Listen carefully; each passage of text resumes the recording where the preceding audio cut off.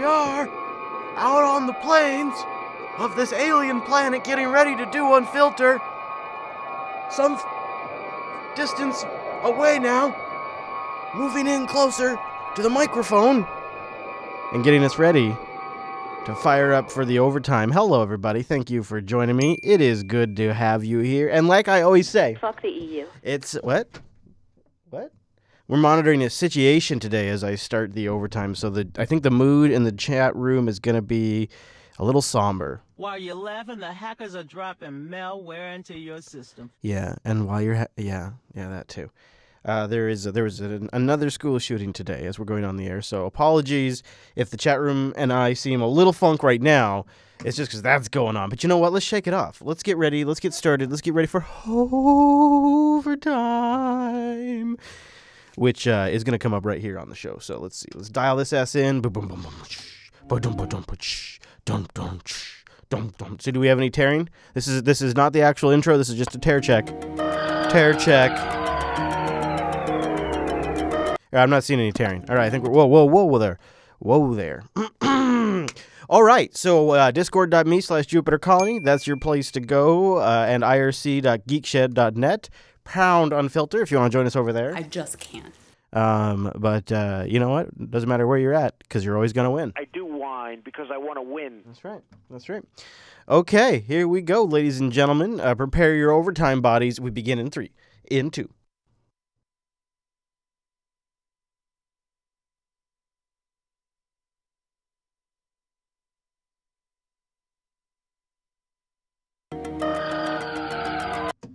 Stupid player thing is stupid.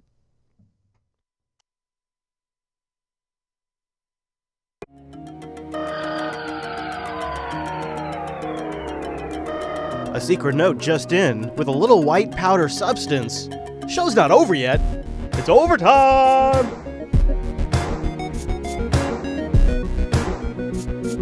Now I see tearing. Now I see, remember how I did a check just moments ago and I didn't see tearing? Maybe I just missed it. I don't know what's going on with that. Beep, beep, beep, beep, beep, beep, beep. Force composition pipeline. I don't know why that's getting turned off, but that's what's causing tearing. Okay, sorry about that. Now we're going to start for real. See what happens when there's a shooting? Too soon. That was too soon. Here we go. Now for realsies, it's the overtime in a 3s, in a 2s, in a 3, 2s. What kind of? Just gonna punch this thing in its damn stupid face.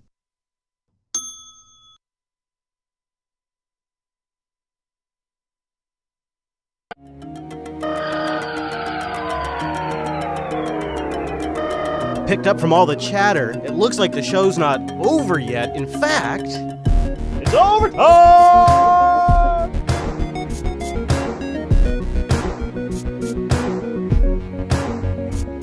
Fuck the EU. I do whine because I want to win.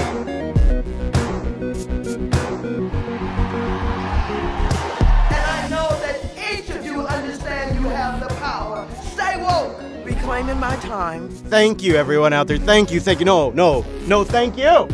Thank you for staying woke. Thank you to our patrons for supporting this damn show. When it's crazy, when it's a regular news week, if we have such a thing anymore, and when the entire world is falling apart, our patrons are there, so we are here for you. How about that? You can take that and run with that. Take that to the bank. Patreon.com/unfilter. Oh my gosh, it's Anderson Cooper, everybody! Just one patron this week. So a big thank you to Big Kitty, who is in the live chat right now. Thank you. You are our one patron. Show me the money! So thank you very much. Thank you very much. No, it's true. It's true. Big Kitty's our patron this week. Thank you very much. This entire segment, Big Kitty's, basically, it's dedicated to you. The whole damn thing. Well, and all of our other patrons, future patrons, anybody considering being a patron, this overtime's also dedicated to you. Whoop, whoop, whoop, whoop, whoop, whoop, whoop. All right, let's start with the Oh Nancy segment. You know, Nancy did all right. She did all right. She did 8 hours. When we went on the air last week, she was still going. And here's the moment where Nancy Pelosi finds out she's just broken a record. kind of adorable. Gomez. Okay. More from my colleagues. I just got word that the House historian confirms you have now set the record for the longest continuous speech in the House since at least 1909.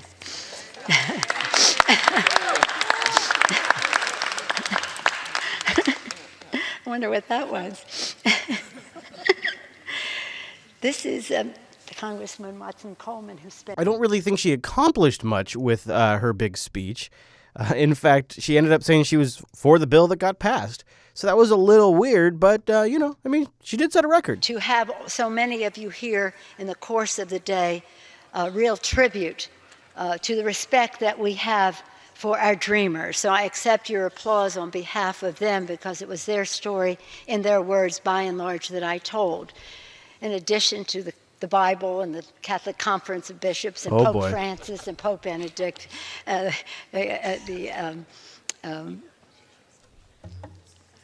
so many other religious groups that we have. Yeah, you can tell she cares quite deeply about them. And this is what bothers me about this moment, is what is seen as strength and leadership is somebody's ability to go to the floor and talk for 7 hours. Not what they accomplish, not what they actually ended up getting done, but just the fact that they did it. But I thank all of you, and our basic request is honor the House of Representatives. Give us a chance to have it vote on the floor.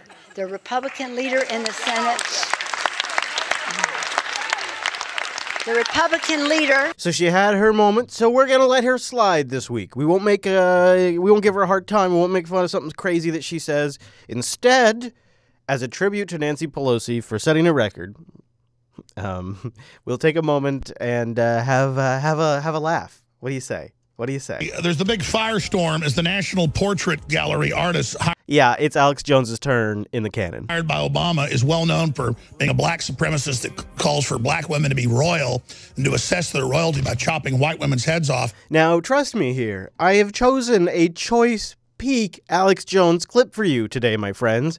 You might be thinking to yourself, Chris, what are you doing? Why are you playing this crazy man? Well, that's not necessarily a bad question. I will grant you that. That's a fair question.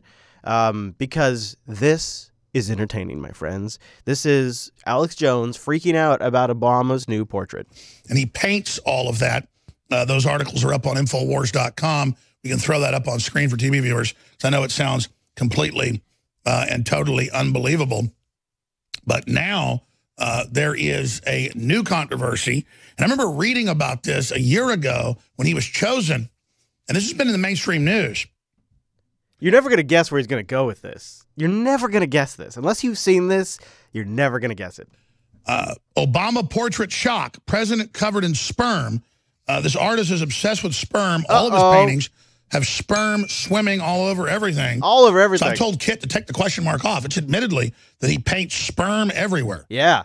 And the word is him and Obama are really good friends. So I love how Alex Jones tosses that in there. sperm everywhere.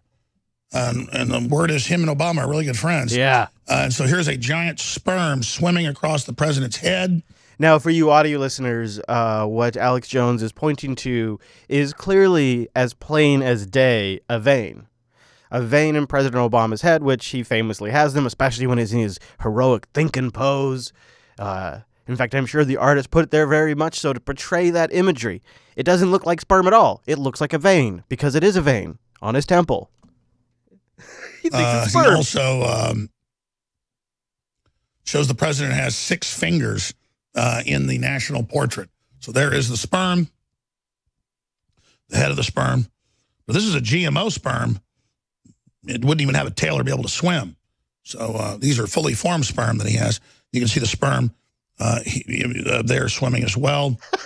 So that is in your face. That is, you say, well, it doesn't make sense. It's so degenerate. Sperm in your face, guys. It's sperm in your face. Well, so that is in your face. That is, you say, well, it doesn't make sense. It's so degenerate. It's a religion of degeneracy. All right, so stick with him here. See, this is why he can get away with it. It's what globalism is. It's what Satanism is. So there you go. President Obama covered in sperm in new national portrait. Oh, my God. And it's all part of the joke in your face because they don't want upright strength. They want to have everything be a ritual. You know, hello, everybody. I think that's got to be one of my favorite Alex Jones moments in a really long time. So I wanted to take a moment from the Oh Nancy segment to share that with you. It seemed only fair every now and then to... It's been so long. I had to wait and share choice one with you. Let's move on, though. Somebody is very unhappy about applause, and this time it's not Jeb Bush. And it got to a point where I really didn't even want to look too much during the speech over to that side, because honestly, it was bad energy. No, it was bad energy. You're up there. You've got half the room going totally crazy, wild. They loved everything. They want to do something great for our country.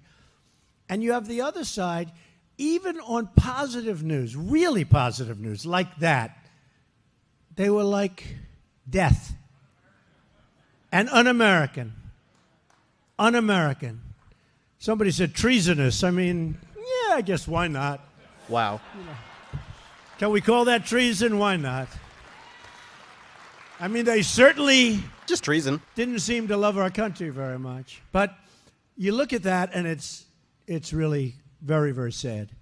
It's sad, you know? It's sad. So he notices. If you don't clap, Donald Trump notices, and then he'll call you out for it. You know something that I'm calling people out for? I've noticed it's really actually kind of triggering me, guys. Hashtag triggered. All of these ex-government officials now working for freaking TV stations. A recent poll has found the majority of Americans believe their media is biased. It comes at a time when ever more former senior government employees are moving into TV punditry. And with the controversy surrounding the recent Nunes memo giving them lots to talk about, RT's Samira Khan explores if there are grounds for the presumption of bias. Fuck the EU. Many people seeking expertise on the Nunes memo must be switching through channels these days. So is it a big deal or is it underwhelming? Was it right to release it? Well, here's a familiar face to answer all of your questions. The fact that Devin Nunes and Republicans denied the ability of the minority, the Democratic members of that committee, to put out its report. What the hell is the former frickin' CIA director, John Brennan, doing out there talking to the press? Just doesn't even matter what he's saying. Director of the CIA. That's odd. It's peculiar. Is just appalling. Oh, yeah, that's what it is, too. He has abused the office of the chairmanship. Yeah, that's rich. That guy talking about abusing an office. That's rich. Is just appalling. He has abused the office of the chairmanship. Yes, that was John Brennan, former CIA director and now a member of the MSNBC family as a contributor. Yep, that's right. Yeah, I guess I could have led with that. Yeah, that guy. John Brennan now works for MSNBC. Of course, you're going to remember that your good buddy is working for CBS. Former CIA director and now a member of the MSNBC family as a contributor. Brennan was a prominent figure in the intelligence community appointed by Barack Obama. But that background doesn't necessarily mean he's biased, right? But Brennan's not the only intelligence official who's joined the ranks of mainstream media. We also have Josh Campbell, who resigned from the FBI and joined CNN as a law enforcement analyst. He's yet to make his first appearance on the network, but before he does, here's an excerpt from his latest New York Times op-ed defending his former employee. These political attacks on the Bureau must stop. If those critics of the agency persuade the public that the FBI cannot be trusted, they will also have succeeded in making our nation less safe. It's not hard to guess what Campbell will say on CNN regarding the Nunes memo, which accused the FBI of bias. And just a little reminder, he was also James Comey's special assistant, the same Comey who's accused of wrongdoing in the memo. But of course, Campbell and Brennan aren't the first to make the switch. There is an absolute leftist bias in the country. Most of the networks, if you just add up, for example, the time that they speak negatively. I'm surprised we've gotten this far and they haven't gotten to Michael Morrell. Are we really not going to? Now, it's said that... Look at that. The whole thing, they never get to Michael Morrell. That's kind of disappointing. I kind of thought by then they would have. Because that was the first one that I thought of, working with CBS and all of that. It's just been happening more and more. Panetta is another one that does it. Panetta was on CNN today until the shooting. So, and the thing is like, there's a really well-known saying. It's like, once you're in the CIA, you never leave the CIA. And then the other thing that they're constantly quoting in these stories is former intelligence officials. Well, that's these guys. They're essentially a leak avenue. That's why the media companies love them and paying them a bunch of money, even though they look horrible and sound horrible on camera. Here's a bit of a strange story going around. I won't say it's odd, but I will say it's strange. And you probably heard about Trump Jr.'s wife and a few others receiving envelopes with a white, like dusty sort of anthrax-looking type substance. Former U.S. President Barack Obama has reportedly received a letter containing an unidentified white powdery substance. Police and hazardous material suits were seen outside Obama's office in Washington, D.C. Well, let's cross stateside now and to RT's Caleb Maupin for more. Hi there, Caleb. Barack Obama isn't the first person, correct me if I'm wrong, to receive a suspicious package in the last number of days. Is he bringing us up to date with all that? Yes. Now, the incident happened at roughly 12:30 p.m. local time. And what we understand happened was that this is at the office used by former President Barack Obama. This is in northwest Washington, D.C., and it's closely nearby the house in which he is currently staying that a package or an envelope containing a suspicious white powder was delivered. From what we understand, individuals in hazmat suits are on the scene, and people are trying to get to the bottom of this and determine what type of powder this is, what's really going on here. Now, this comes just hours after we have a suspicious package delivered to Houses of Parliament in the United Kingdom, also containing a white powdered substance. Now, just the previous day, we had a letter that was delivered to Donald Trump Jr., and as a result, Vanessa Trump, the wife of Donald Trump Jr., has been hospitalized as a precaution. Now, it was determined that what was in that letter was not actually the letter that was delivered to Donald Trump Jr.'s residence. It's determined that letter did not actually contain anything dangerous. It wasn't anthrax or any dangerous substance. It was merely cornstarch. But this is simply the latest. I mean, this has been happening. From what we understand, there was a package that was delivered to Julian Assange just a week or so ago, a similar situation. So all across the United States and Britain, we're seeing packages with mysterious white powders being delivered to politicians. If I was going to fry a little overtime bacon, I would kind of suspect that it's an intelligence agency for some states, because they would be the only ones I would think that would have that range to get to those politicians, know all that information. It just seems like it's a message. But of course, that's just totally me cooking up some bacon. Although there could be a few intelligence agencies that are a bit desperate right now, especially those that are behind Bibi. He's having a bit of a rough week. Israeli police have recommended that Benjamin Netanyahu be indicted on charges of bribery and breach of trust, throwing the Prime Minister's political future into doubt. It's now up to Israel's Attorney General to decide whether or not to file charges. Among the allegations, Netanyahu is accused of accepting, over a period of 9 years, gifts worth hundreds of thousands of euros. Any indictment would focus on whether or not political favors were granted in exchange for the gifts. That clip was awful, I think, because anything that talks negatively about anything out of Israel automatically gets scrambled on YouTube. So remember your good buddy Ben Swann? He's back again, not with one but two videos this week. And so one was about North Korean sanctions, and the other was about Jeff Sessions' war on pot. Well, Attorney General Jeff Sessions is ready to go to war, or should I say he wants to go back to the drug war of the 1980s. See, I've warned you about this before, but the latest step taken by Sessions should actually push some real debate over states' rights. Meanwhile, even after Sessions' comments, cannabis has seen its biggest month ever in 2018. It's a reality check you won't get anywhere else. Reality Check with Ben Swann, powered by Dash Digital Cash. I'm still not over that whole Dash Digital Cash thing. I did get some good information about it, though, last week. And thank you to whoever sent me a sort of like a graphic of how the structure of all of this works for the people that are financing them. All very fascinating. Still learning a lot about it. But it's still weird to hear that Dash Digital Cash promo. Reality Check with Ben Swann, powered by Dash Digital Cash. Well, legalized cannabis just had an incredible month. January 1st of 2018 was a huge day for marijuana legalization. On that day, California, the country's most populous state, and by the way, the world's 6th largest economy, officially launched the recreational marijuana industry. More than 400 businesses were licensed as of January 1st. Cities including Los Angeles, the most populous in California, began letting businesses sell cannabis for recreational use, adding dozens more approved licenses to the state's total.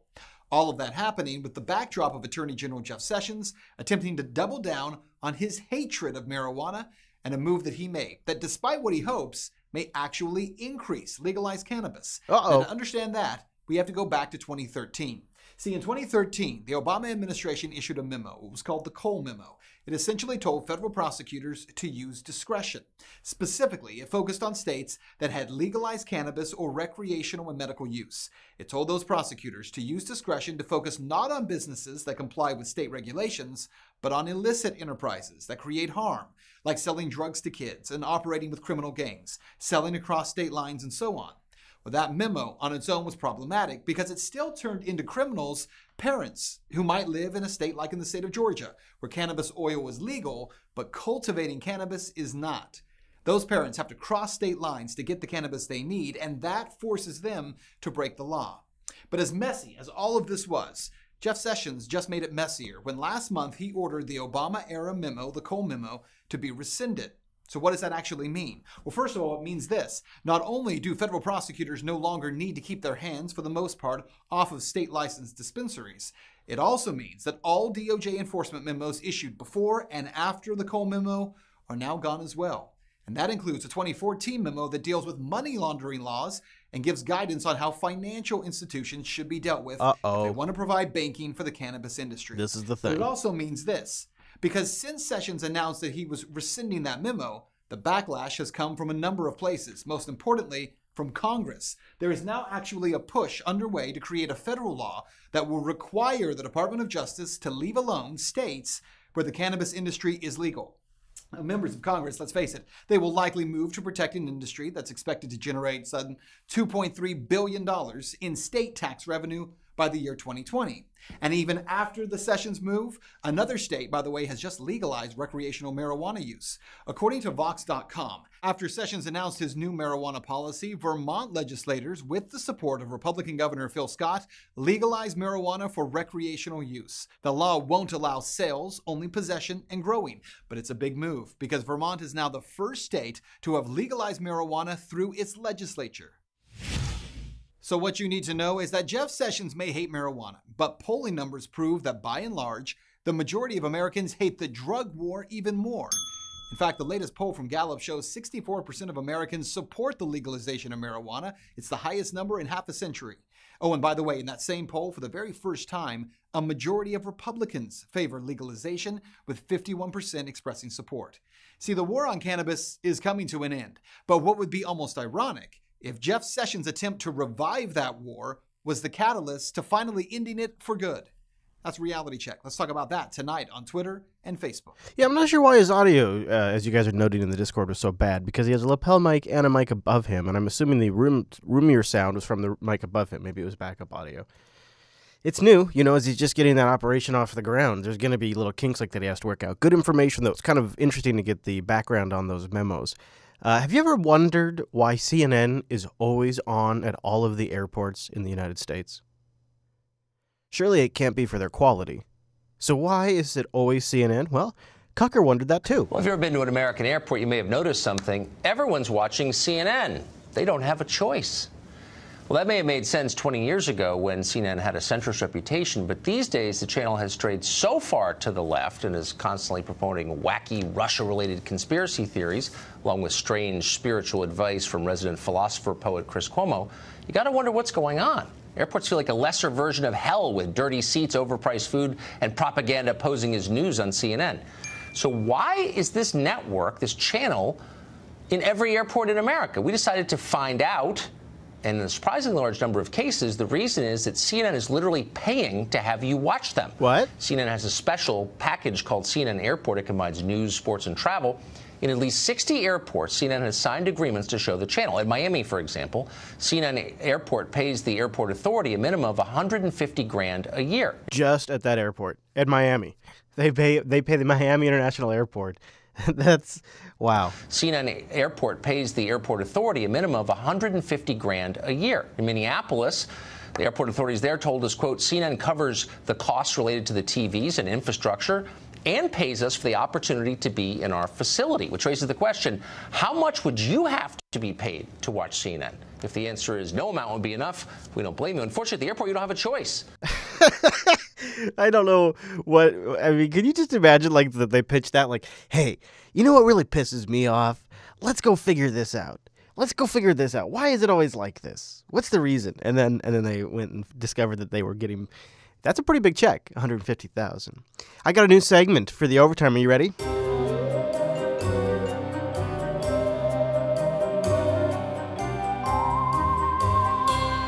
It's odd news. News that makes you go, huh, geez, that's a weird story this week. That's a weird one, Chris.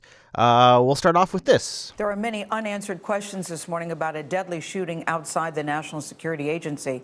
Officials say that two men in a stolen vehicle confronted guards at the gate yesterday morning. One of the men died after police opened fire. The other is in a local hospital. Now, there's an interesting element, which is actually similar to a White House shooting. Anyways, there's an interesting, odd aspect to this story. Investigators believe that a simple driving error led to this incident. Jeff Pegues is near the scene of the shooting at Fort Meade, Maryland. Jeff, good morning. Good morning. That simple driving error may have been just a wrong turn. The two men ended up at the gate of one of the most secure facilities in the country. Two banged-up SUVs littered the road in front of National Security Agency headquarters. This is just some of the evidence of a violent confrontation after police shot and killed one suspect and seriously injured another.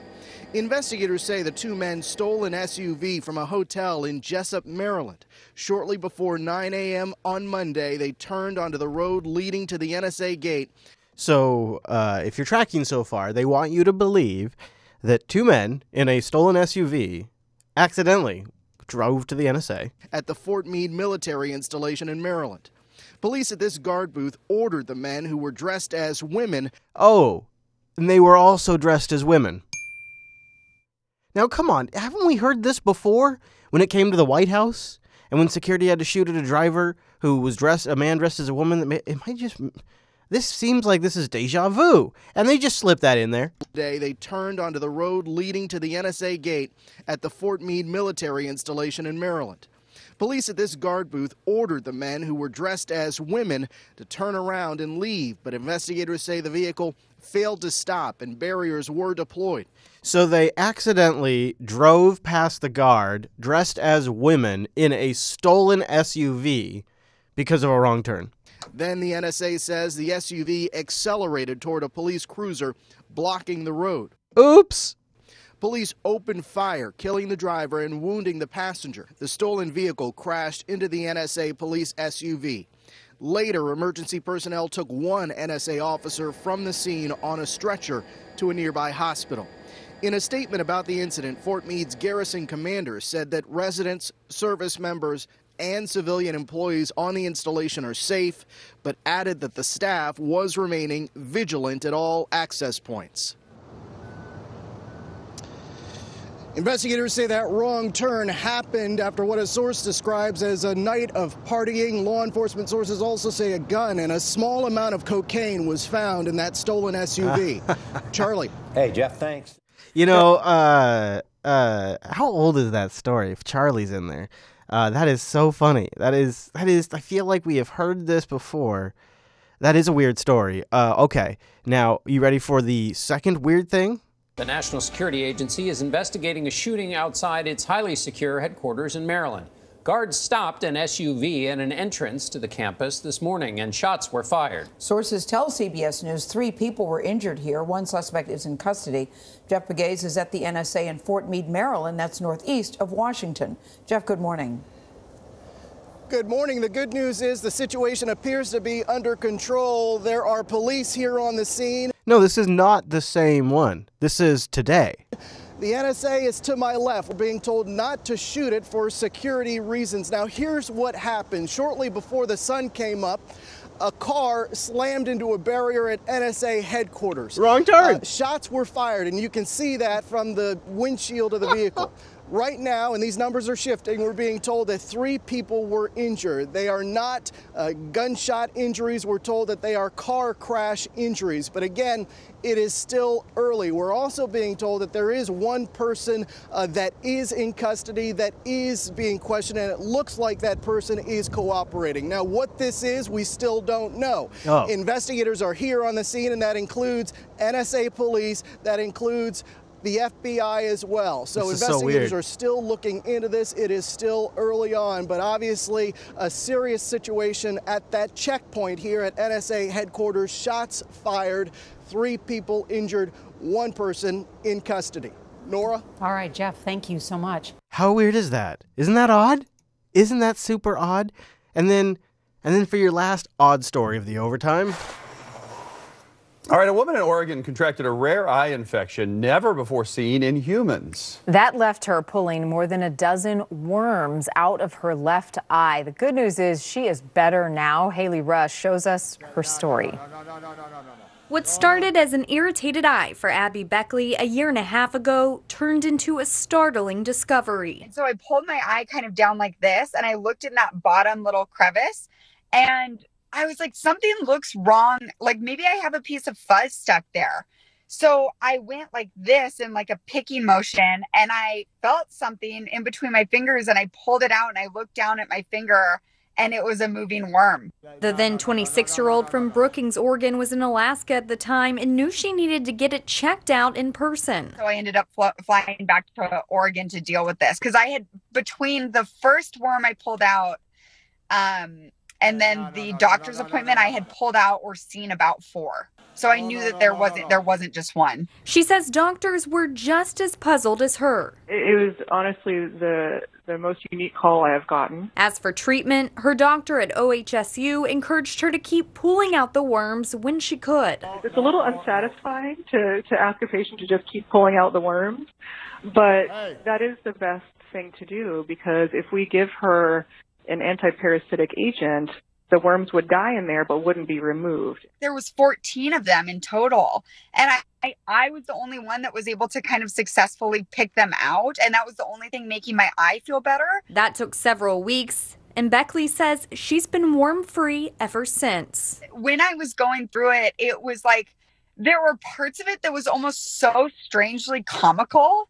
But then there was also parts of it that just felt like I was living in a nightmare. According to the Center for Disease Control and Prevention, Beckley had a type of eyeworm called Thalasia gullosa. It's seen in cattle in the U.S. and spread by flies. And until now, it has never been seen in a human eye. So when I was researching this, I couldn't find anything about this. And that was really that's scary.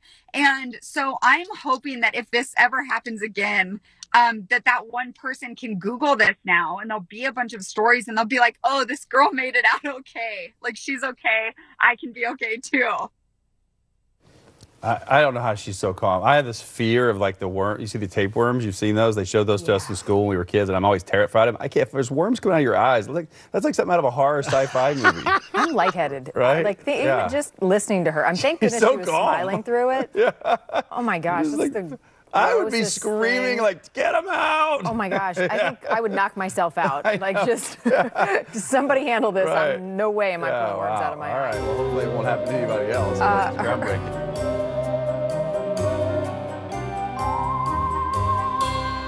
Isn't that odd? I just thought that was odd. So that's every now and then when we have a batch of odd stories in a week, I'm gonna play them in there for you. You like that? No, you think that would be good? Now, there's a lot more we could cover here in the overtime, but I feel like we should end on something that really captures the state of the nation. Really kind of puts a pin on it, brings it home, magnifies it. It's a damn shame. So a gal drives over 100 miles to go in and have about 90 seconds of time where she tries to call out corruption. Now, there is legislation that is being debated that essentially allows the state to turn over people's lands to mineral companies with really no permission from the landowner. And everybody voting in favor of this is being paid off by these companies. And so this woman goes to the town hall meeting to start listing the corporate donors of the members, and they ain't having it. I'd also like to point out that the people who are going to be speaking in favor of this bill are all going to be paid by the industry, and the people who are going to be voting on this bill are also often paid by the industry. For example, this is in West Virginia. And I have to keep it short simply because the public only gets a minute 45, while lobbyists can throw a gala at the Marriott with whiskey and wine and talk for hours to the delegates. So to keep it short. Oh, snap. Oh. On the Judiciary Committee, Charlotte Lane, about $10,000 from gas and oil interests, including Damn. AEP, Marathon, First Energy, Dominion, EQT, and I could go on. Next, let's talk about John Schott from Mercer. Yeah, talk about that bastard. First Energy, $2,000. Appalachian Power, $2,000. Steptoe & Johnson, that's a gas and oil law firm, $2,000. Consol Energy, $1,000. EQT, $1,000. And I could go on. Now let's talk about Jason Harshbarger. Uh-oh. Ms. Lucas, we ask no personal comments be made. If you want to talk about personal comments. it is a personal comment, and I'm going to call you out of order if you're talking about individuals on the committee. So if you would just address the bill. If not, I'll ask you to please step down. They cut her mic. They turned her mic off. Took Mic's back on. $3,500, about 40% his money. They cut her mic. They cut her mic again. This guy walks up. They move the mic away from her mouth, even though her mic's been cut. She's like, let me finish.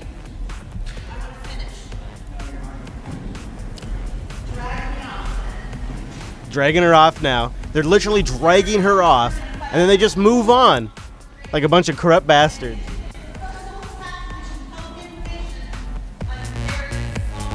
It's pretty amazing. She just keeps. Speaker would be Julie Archer. Moving right along, they do. Nobody says anything. Thank you for saying something. Going to patreon.com/unfilter and saying you want this damn show to keep going. You appreciate the independent coverage and our priorities being aligned with our audiences. Patreon.com/unfilter. The Unfilter Show appreciates you. Hope you can join us live. Go to jblive.tv and jupiterbroadcasting.com/calendar for the live time converted into your time zone. And if you'd like to send us your feedback, jupiterbroadcasting.com/contact. I'm at Chris LAS, and we'll see you right back here next week.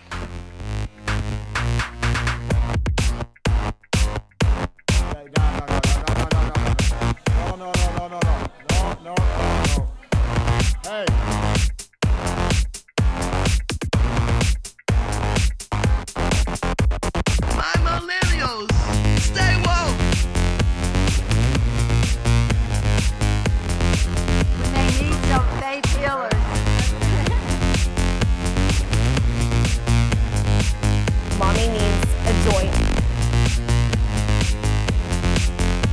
I'm not going to dignify that with an answer.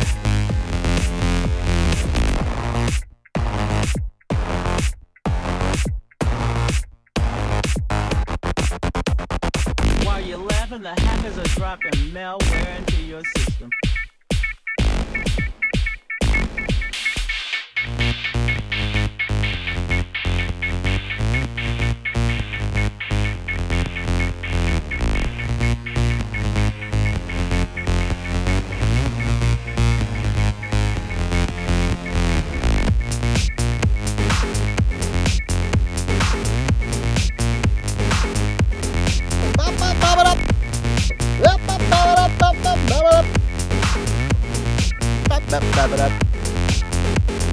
Ooh, ah, ooh, ooh, ah, ooh, ah. All right.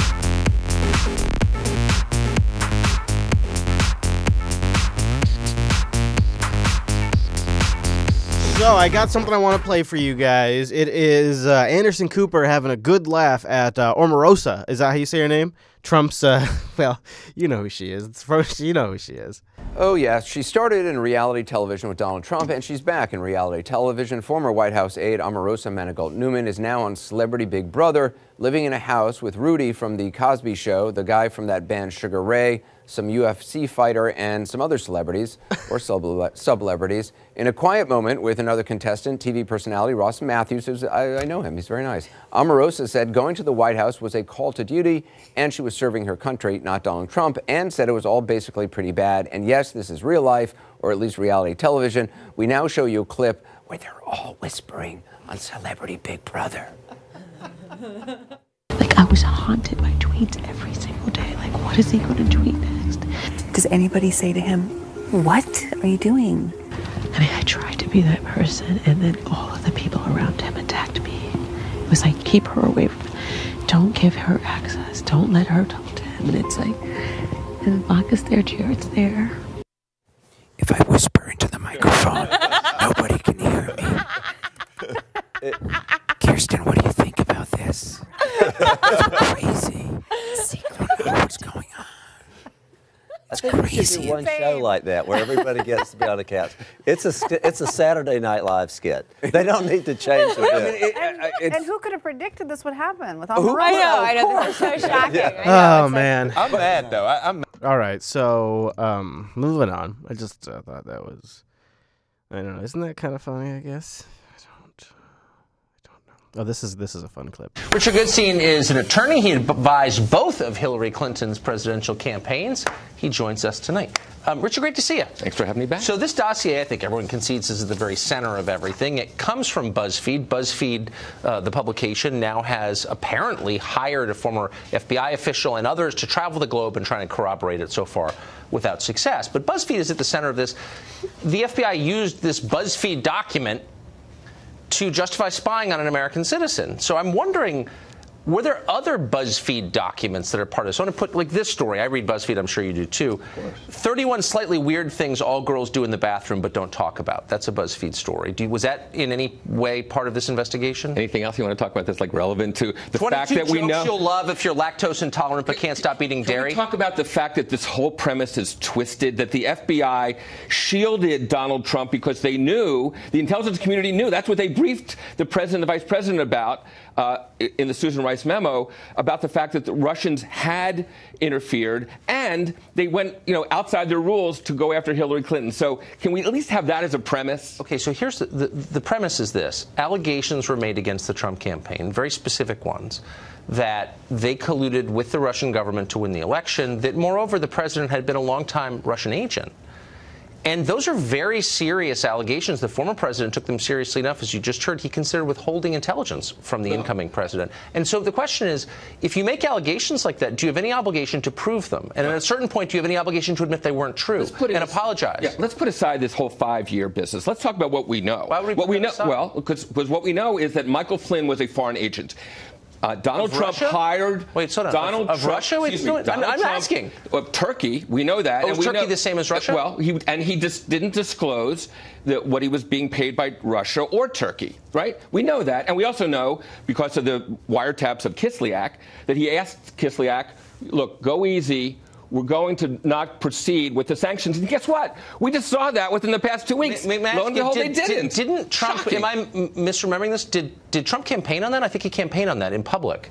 Does that make him a Russian agent? Because that's actually a policy position. You can be against sanctions against Russia, as I am, and not be a Russian agent? Does that make sense? I think that any U.S. official in the intelligence community would be derelict if they knew that the national security advisor coming in could be compromised because he had lied about the fact that he was a foreign agent. He did not disclose that. And guess what? Just like Rob Porter was subject to blackmail, so is Michael Flynn. And guess what? If you're coming in, well, I'm just saying, we don't know what you're putting this as Trump. What the president was saying in the Susan Rice memo is, essentially, we've got a guy who's going to be sitting steps from the Oval Office who's a foreign agent. Okay, and we know that he's got these ties to Russia. We know that he approached Kislyak, and we can't trust that he won't approach Kislyak about something that's more secret than sanctions. Fuck the EU. Let me just ask you a question. Are you allowed to have a different view on sanctions than the one Barack Obama had or the one that you have? Or is that criminal? It's not a question. Do you realize that you're going insane on TV right now? I mean, you're actually saying things that are not only legal but totally legitimate. I think and you're acting as if they're immoral. What's insane is that it's normal that you would have as your national security agent official a foreign agent. That is insane. That is demonstrably insane. Well, and that's what we had. Sorry. No, actually we didn't at that point. No. And I would say, as I've said 100 times on this show, that it was wrong of Mike Flynn to take money from the government of Turkey. But in point of fact, when he showed up to work at the White House, he was not a foreign agent at that point. Well, and like a lot of people in Washington, including a lot of people he took money from a foreign government to change American policy. I think that's wrong. It happens every day. Yeah. And our policies are driven by that fact, as you know. People don't do that in the White House. In the White House, he used his authority to basically push policies that were going to benefit Turkey. He told Susan Rice, don't go into Raqqa. Why? Because it was involved the Kurdish military, which was adverse to Turkish interests. So this is, you talk about traitors. That's traitorism. Okay. That traitorism. Yes. Okay, we're coining new words. We are. So let me just ask you this. None of that actually gets to the point. I mean, you're saying that he had taken money from the Turkish government. That's wrong. I agree with you on that. But none of this has anything to do with the core claim, which has basically wrecked our government for over a year. And at a certain point, do you feel like maybe you're responsible for this insanity, which is destroying the concept of due process, making it impossible for anyone to think clearly? Do you think maybe I'm part of this? Maybe I should pull back a little bit and be rational? Let me make 4 points in 10 seconds. The Russians said to the Trump people, we can help you. Donald Trump Jr., love it, bring it on. The Russians did it with Wikipedia, and Trump, therefore, used it 100 times on the campaign trail, encouraging the Russians to... Wikipedia, did you hear that? He meant WikiLeaks, but he said Wikipedia. Trump, therefore, used it 100 times on the Russians did it with Wikipedia, and Trump, therefore, used it 100 times on the campaign trail, encouraging the Russians to steal from Hillary Clinton, okay? So that is, yes, that is a problem. So does it bother you that the Hillary Clinton campaign paid through a foreign intelligence agent, Steele, Russian sources to gather Russian government information to use against their opponent, Donald Trump? I'm not sure why that's so different. I'll tell you what, one theft, it's very different. One theft, the Russians stole. And what Hillary Clinton did was get information that was, frankly, a matter of public record, right? And incidentally, it was a matter of public record that Trump was working for the Russian government for 5 years. And what public record was that? And incidentally, when the Mueller report is finished, we'll see what was fact and what's not. You can laugh, we can laugh, but I have a hunch that you believe it or you're not going to be the last one laughing here. Yeah, I don't know. I may have to leave the country. If all this is true, then nothing I've believed in or nothing that seems real is. Well, pretty scary. Richard, thank you. Sure. That was so good. Now that I believe it is true. All right, let's see what else can we do. We got you want to do one on the portrait? You want to do one on the portrait? Newly unveiled paintings of former President Obama and First Lady Michelle Obama are making history. Members of the public got their first look at the official portraits yesterday. They are the first such paintings from black artists commissioned by the National Portrait Gallery. Jan Crawford is at the gallery in Washington. Jan, good morning. Well, good morning. I mean, the styles and the settings of these new paintings are more contemporary. All right, I'll just show it to you because I can't really stand it. There it is. Boom. Hair. Smaller ears. It wasn't the ears or the graying hair, which, according to the president, artist Kehinde Wiley had too much integrity to change. It was the informal setting, former leader of the free world surrounded by flowers. All of them giving little nods to his own path here on the earth. African blue lilies for his Kenyan heritage, jasmine for his birth state of Hawaii, and the official flower of Chicago, chrysanthemums. Wiley said he hoped his subject's personality would come through. Okay, so there you have it. Now, how about this one? This is a fun one. Well, we don't know if there's life on another planet, but we are getting closer to what astronomers think could be a very Earth-like planet, and it's only 40 million light years away. Here's our Glenn Farley with the latest discoveries involving an astronomer from the UW. In 2016, astronomers spotted this and named it TRAPPIST-1. It's that faint red dot. It is a star, but a small one.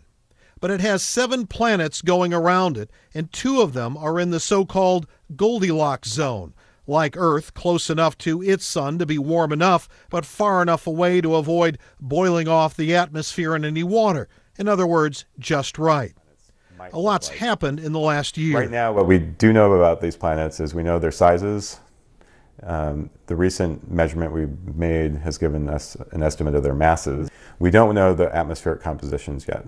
Eric Agel is a University of Washington astrophysicist who's collaborating with scientists in Europe and the U.S. on this project.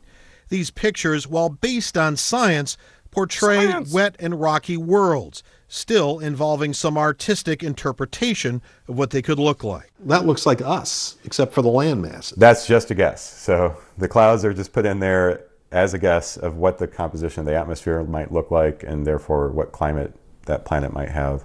Scientists have learned a lot from planets they actually can't see. But these people know their way around the math, and they can see starlight dim as planets pass in front of them. They can spot gravitational wobble and more. Wobble, wobble. From the first announced discovery of a planet outside of our own solar system less than 25 years ago, we are now approaching 4,000. Did you ever think you'd get this far this fast?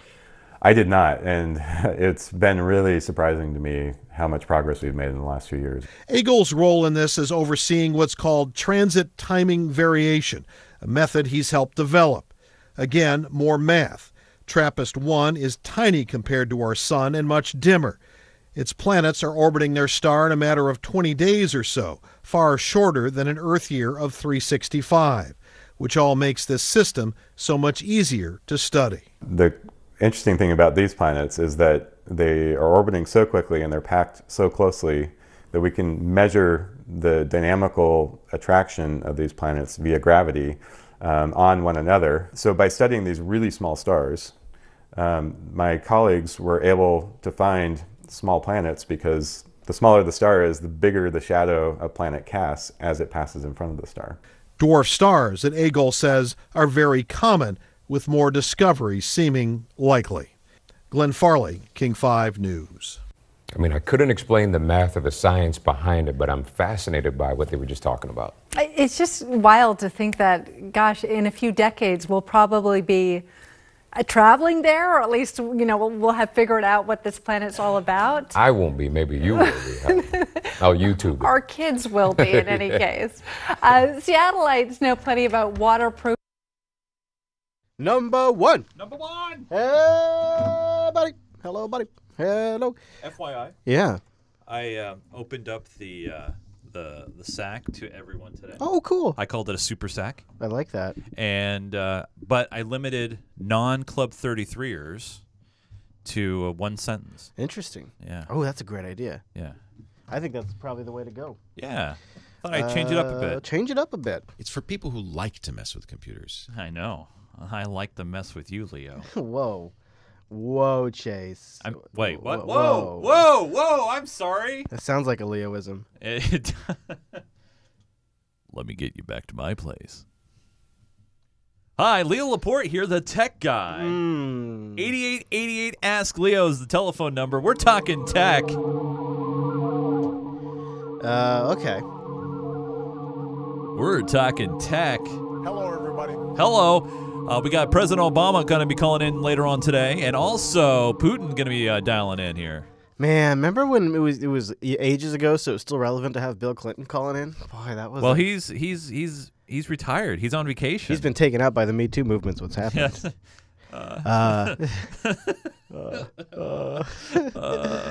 Me too. We may need some faith healers.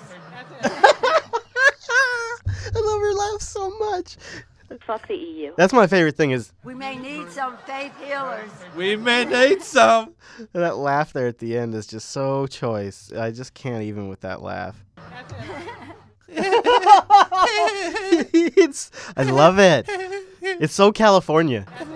It is so California. Oh, man. Oh my gosh, it's Anderson Cooper, everyone. Anderson Cooper reporting live from Florida. Yeah, all right. Okay, guys, here's what we got to do. Guys and gals. I got to, Guys. We need, heads up, we need ourselves a title this week. Yeah. I'm gonna try to remember to make a Red Book prediction in the show. So try to remind me when we start talking about what's her name? What's Rainey Davis's name? The porn star. What's the Rainey? Stormy Daniels. Yeah. So when we start talking about Why Stormy, do I know that? I have it saved on my porn. What? When we start talking about Stormy Daniels later on in the show, remind me to make my Red Book prediction. Okay. About Stormy? Yeah. Or about porn? No, about Stormy. Oh, okay. Yeah, my Stormy prediction. My Stormy Red Book prediction. Wait, are you saying that you're going to have a forecast? Oh, shit! Oh, shit! Oh, wait, a stormy forecast? I see. Perfect, because we're in Seattle. Yeah, and the storms and the weather. It was a weather joke because I'm making a new weather system, and we've gone full circle. Whoa, that is weird. It is weird. All right. February 26th, you want to watch TV? February now. But today it's Valentine's Day, so a love letter to Donald Trump coming up in 3, in 2...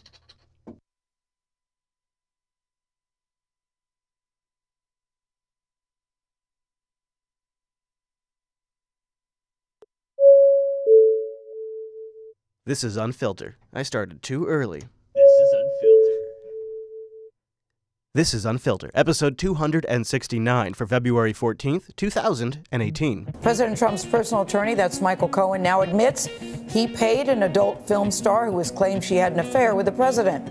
Cohen told CBS News last night in a private transaction in 2016, I used my own personal funds to facilitate a payment of $130,000 to Stormy Daniels, whose real name is Stephanie Clifford.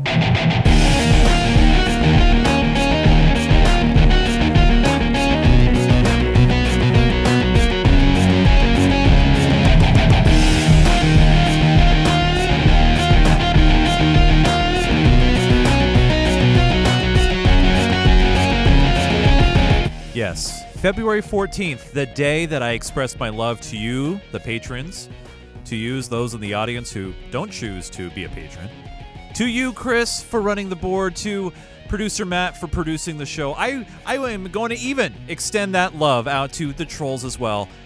Happy Love Day, everybody. Happy Valentine's Day and Unfiltered Day. Jupiter Broadcasting's weekly show up at the news you shouldn't be watching. Chris, sir, I love you, man. Love you too, buddy. Millennials, stay woke. Yeah, it's a love letter this week to Stormy Daniels, actually. That's right. And about a form of $150,000 value love letter. But yeah, we'll be talking about all kinds of things coming up on this week's program. You know, you would almost wonder if you need like 3 Unfilter shows to get through all of this stuff in a single week. Well, I don't know if you're aware, Chris. You know, we do have a goal. If you will. Oh, is that so? Yeah. That on our Patreon page, patreon.com/unfilter. There's a goal of more Unfilter. I don't know if you knew about that. Well, it's called supplemental. We're going to have to talk about that later because this week we'll just make the best we can with what we got. Fair enough. We've got some cyber. We've got some specific Russia cyber, and of course updates on the Republican memo, the Democrat memo, what's going on, where's the memo. My memo. Stormy Daniels and what is apparently going to be a new story thread, a big expose coming soon. And then Chase and I have some concerns about revenues and expenses and taxes and deficits. We'll do a little talk about the economy. And then we'll wrap it all up with not only a killer high note, but, I mean, a packed high note. High notes, it's a big high note. This high note won't kill you. Yeah, no, it's totally safe. But then, man, the overtime, too. Double-stacked overtime. It's just a lot to get into this week. Yeah, dude, I know, right? So I was wondering. I was hungry for overtime, so I got a double stack. Are we going to start the show with some cyber? We should totally start the show with some cyber. Fair enough, ASL. And there's a little cyber hype this week about your smart TVs. Millions of smart TVs connected to the internet. Streaming apps like Netflix could be smarter than you think. Anything with a connection is a target for a hacker. A new product test by Consumer Reports found... Stop. Please stop. Yeah. I can't believe you fell for this. Wait. Oh, you don't know what my angle is on this. All right. I got an angle. Okay. I got an angle, buddy. My BS meter just went off because I'm surprised you led with this, but go ahead. Well, ahead. I feel like sometimes in the cyber segment, we also got to look at how the media covers the technology. But this is not necessarily the media's fault on this one. You're going to go after Consumer Reports? I'm going to go after Consumer Reports. All right, well, here, I'll play the But thing, go and then you say your bit. A relatively unsophisticated hacker could take control of a smart TV from thousands of miles away and turn the volume up, Oh my change the goodness. channels, and force it to play videos to harass or frighten you. All right, so the goat say possibility there is mild. The vulnerabilities are found in smart TVs by Samsung, TCL, and others that are connected to the Roku TV platform. Many of those models also track your personal viewing habits thanks to terms of use that you agree to when setting it up. Is your smart TV really spying on you? Yes, most of the smart TVs, in fact, all the ones that we looked at are configured to... This is Justin from Consumer Reports. Hi, Justin. Really spying on you? Yes, most of the smart TVs, in fact, all the ones that we looked at are configured to send back to the manufacturer minute-by-minute reports to the things that you're watching. That information allows companies to target ads to your TV or even other devices based on what you've watched. Samsung responded in a statement saying, "Protecting consumer data is one of our top priorities. We make every effort to ensure that data is handled with the utmost care."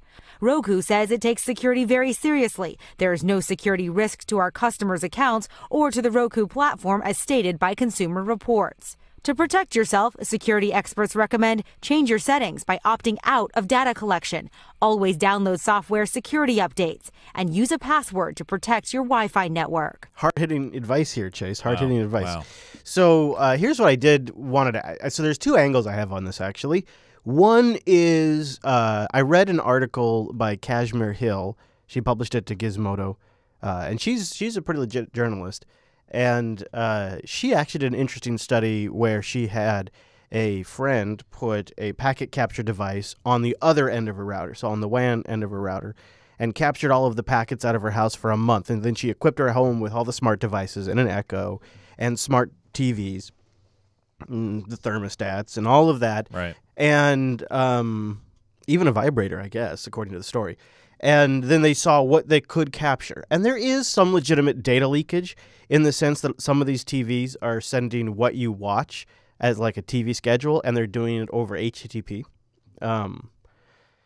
So there's that element of it, I suppose. But the I think it's what I don't get about this story, and maybe you can help me understand this part of it, is it's sort of like the media eating itself, because NBC is owned by GE and they have some skin in this game, and it's like it's sort of like NBC, fighting their own product. And by the way, NBC has an app on the Roku marketplace, so yeah.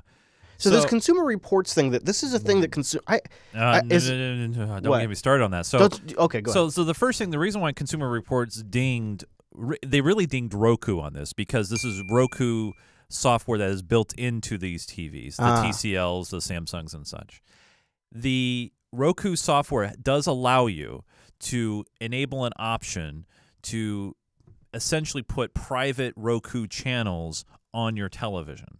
So these are the third-party channels that are not really on the full Roku marketplace. These are private channels that some people have created to pull down, I will say, content that isn't fully licensed sometimes, and things of that nature. Okay, the whole data collection thing. When I worked at Nielsen, part of the thing that we did, of course, was computer measurement. And when it comes to televisions and smart TVs, well, yes, it does send back diagnostic data. It does know what channel number you are on. Part of the problem here is they say they know what channel you're on. Technically, that's true, but a lot of people still use set-top boxes. They just have things plugged into HDMI port number 1, so they're not able to extrapolate demographic data. They don't know if your kid's watching. They don't know if you're watching. They don't know if your wife's watching. You got to figure. So there's a lot of like gray area that they're not even talking about here, which really pisses me off, because it's like they're really trying to scare you, and this is a safe thing. And they're trying to say, oh my God, and oh, the sky is falling. We cannot recommend this. We're Consumer Reports. Well, the normal everyday consumer, you should have your password protected on your network. That goes without saying. We have seen stories where it turns out they're listening to audio or things like of that nature. But I think from like a security standpoint, it bothers me to be putting more sophisticated operating systems that are connected to a network, because you got to figure, even like the best smart television platform probably doesn't get updates beyond 5 years, right? Oh, yeah. But these things could be 8-10-year devices. So it does seem like they could be another spying exploit device. Okay. So I think that's what the geeks worry about. Yeah. And then the average consumers are worried about the privacy aspects of it. But if people really cared, they wouldn't be putting echoes in their houses. Right. Not only echoes, but you can opt out of the data collection. Usually it's a box check saying, do you mind if I send back diagnostic data? A lot of people just blindly hit next when they're setting up their stuff. That's the problem. Yeah. I mean, people are not reading what they're getting into. Yeah. All right, let's keep going on I got one Redbook prediction right now here, here up it is. front. All right. Maybe I've made this one before because I'm so convinced of it. I'm almost would be surprised if I haven't. Perhaps producer Matt can check the electronic Redbook. I say regulation is coming to social media platforms. They haven't worked it out yet, but regulation is coming. Three giants of social media have been grilled by a panel of UK lawmakers over allegations of Russian interference on their platforms during the Brexit vote. But there's been little, if anything, to back up those allegations. We looked at all advertisements with any connection to Russia, and we found no evidence of our services being used to interfere in the Brexit referendum. A very small number of suspected Internet Research Agency linked accounts, 49 such accounts, were active during the referendum campaign, which represents less than 0.005% of the total number of accounts. That these are very low levels of engagement. Until we've completed this investigation, we won't know. But what we haven't had is information that's enabled us to target on a particular page. So this is going on across the pond, and I have in the show notes a small sampling of stories that have been trickling in since November about regulating Facebook. The CEO of Salesforce was at an industry event, and he said that, he's speaking to the media. So it's a media industry event. He says to these people in the media, it's time to start treating Facebook like the way we treated big tobacco. And I don't know exactly what that means, but I would interpret that to mean we're going to now destroy Facebook's reputation and get them regulated the same way we did to big tobacco. Bill Gates just came out and said that social media companies should proactively work with government to do proactive regulation so that way they avoid the legal pitfalls that Microsoft ran into during the monopoly suit days. So that just came out too. And so the pressure is on, and it's getting coverage on the New York Times. It's getting coverage on NBC. Tonight, a major advertiser threatening to abandon Facebook. Consumer product maker Unilever, which makes Dove soap, Lipton tea, and Pepsodent, says it may pull ads from the platform because of consumer complaints alleging toxic content, racism, and fake news. There's some unintended consequences that now need addressing, and we're going to prioritize our investment to help focus that. Facebook, which made $40 billion on ads last year, responded, saying we fully support Unilever's commitments and are working closely with them. The hit comes amid growing criticism of Facebook. A new Wired magazine investigation digs into the company's troubled 2 years since the 2016 election. The company has a whole lot of threats. Zuckerberg thinks about all of these dangers, and they really started to weigh on him. Last month, former Facebook manager Sandy Parakilas told us he warned the platform could be manipulated by bad actors in 2012. There were a lot of people who were trying to take, some kind of malicious activity using Facebook's platform. Is what you're telling me then that Mark Zuckerberg is not doing enough? Facebook is not doing enough. They're not doing anywhere near enough. In recent months, Zuckerberg has deployed 14,000 people and artificial intelligence to stop false news and offensive behavior. He's clearly been in a fight, but he's also confident. They now think, though, that at least they're starting to turn the ship around. The biggest social network navigating the rough waters of trust and truth. Yeah, they're going to position them as a media outlet, and they're going to have to be regulated like a media outlet. NBC News published today their database of the tweets from Russian bots and Russian accounts, and I have that linked in the show notes if you'd like to go look at it. Conveniently, one of the things that they did is they created a shared Google spreadsheet of the top 10 troll accounts, the Russian troll accounts that influence social media on the election.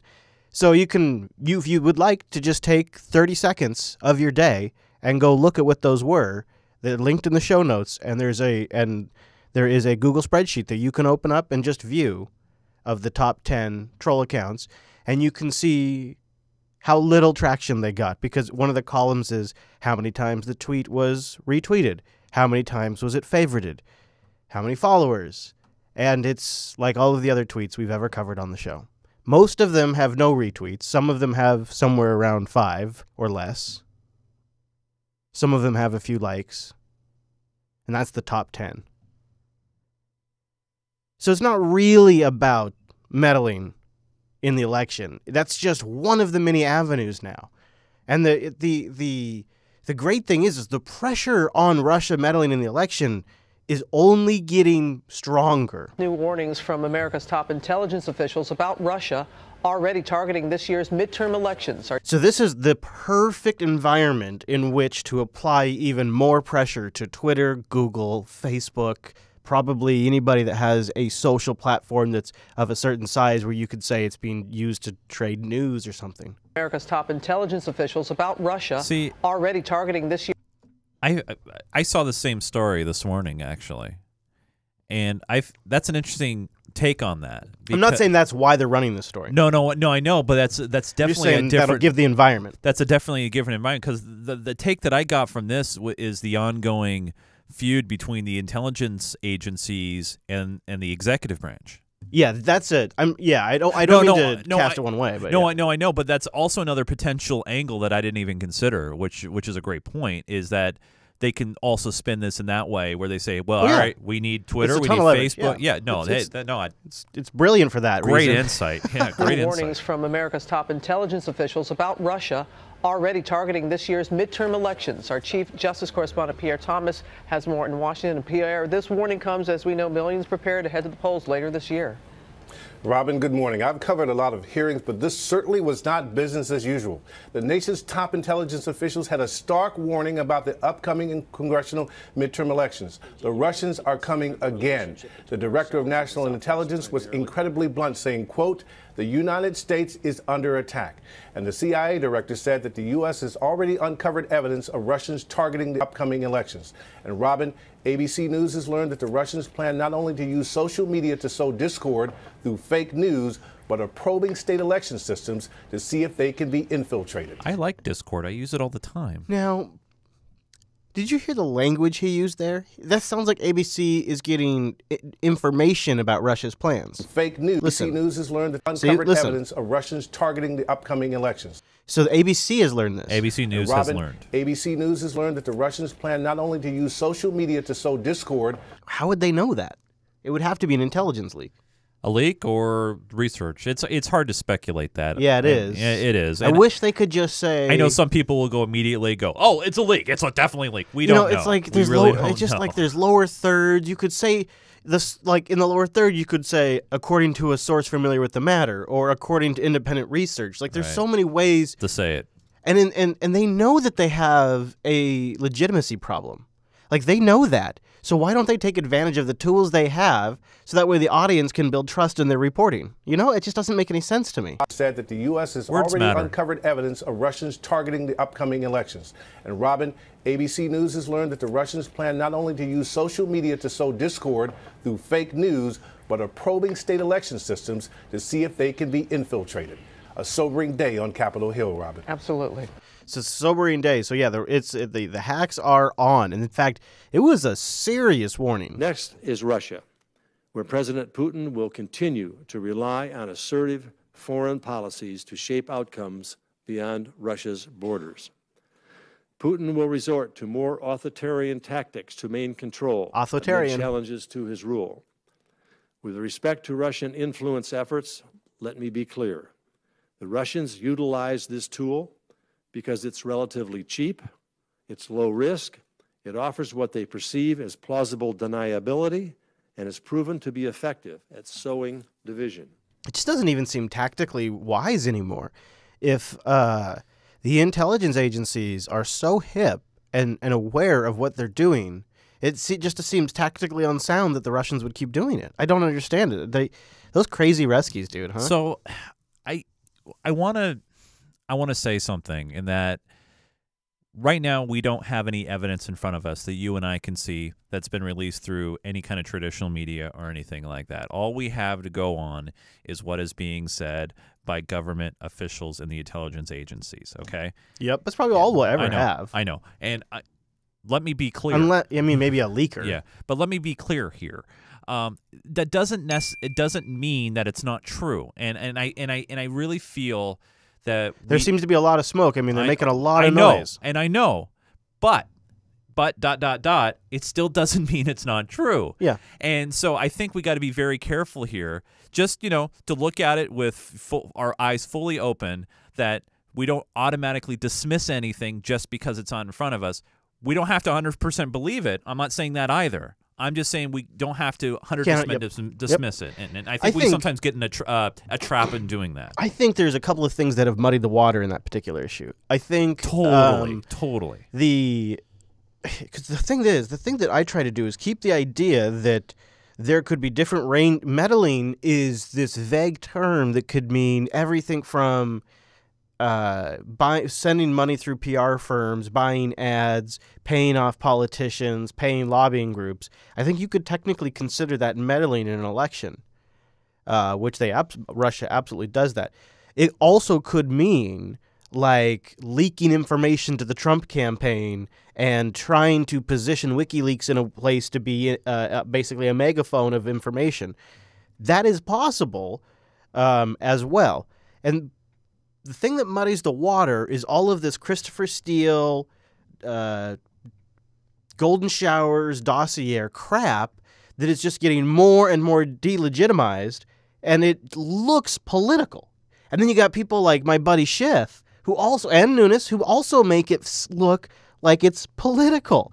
And so which is a totally different layer. Like, it's a different layer of the 7-layer Russian dip. You know what I'm saying? Right. And it could be that the cheese layer is phony, or it could be that the bean layer is phony, or the entire dip is phony, or, whatever.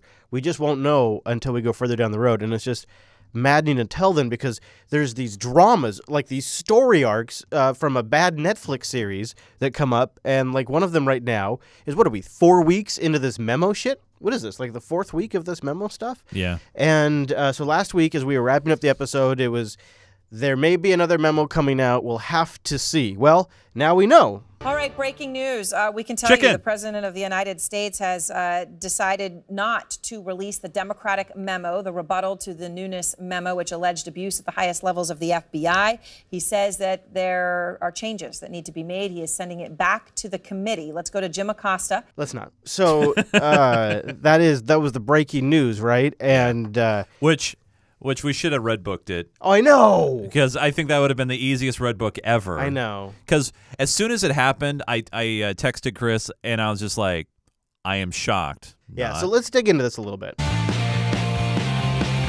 Here's Cucker's take on it. It'll be quick.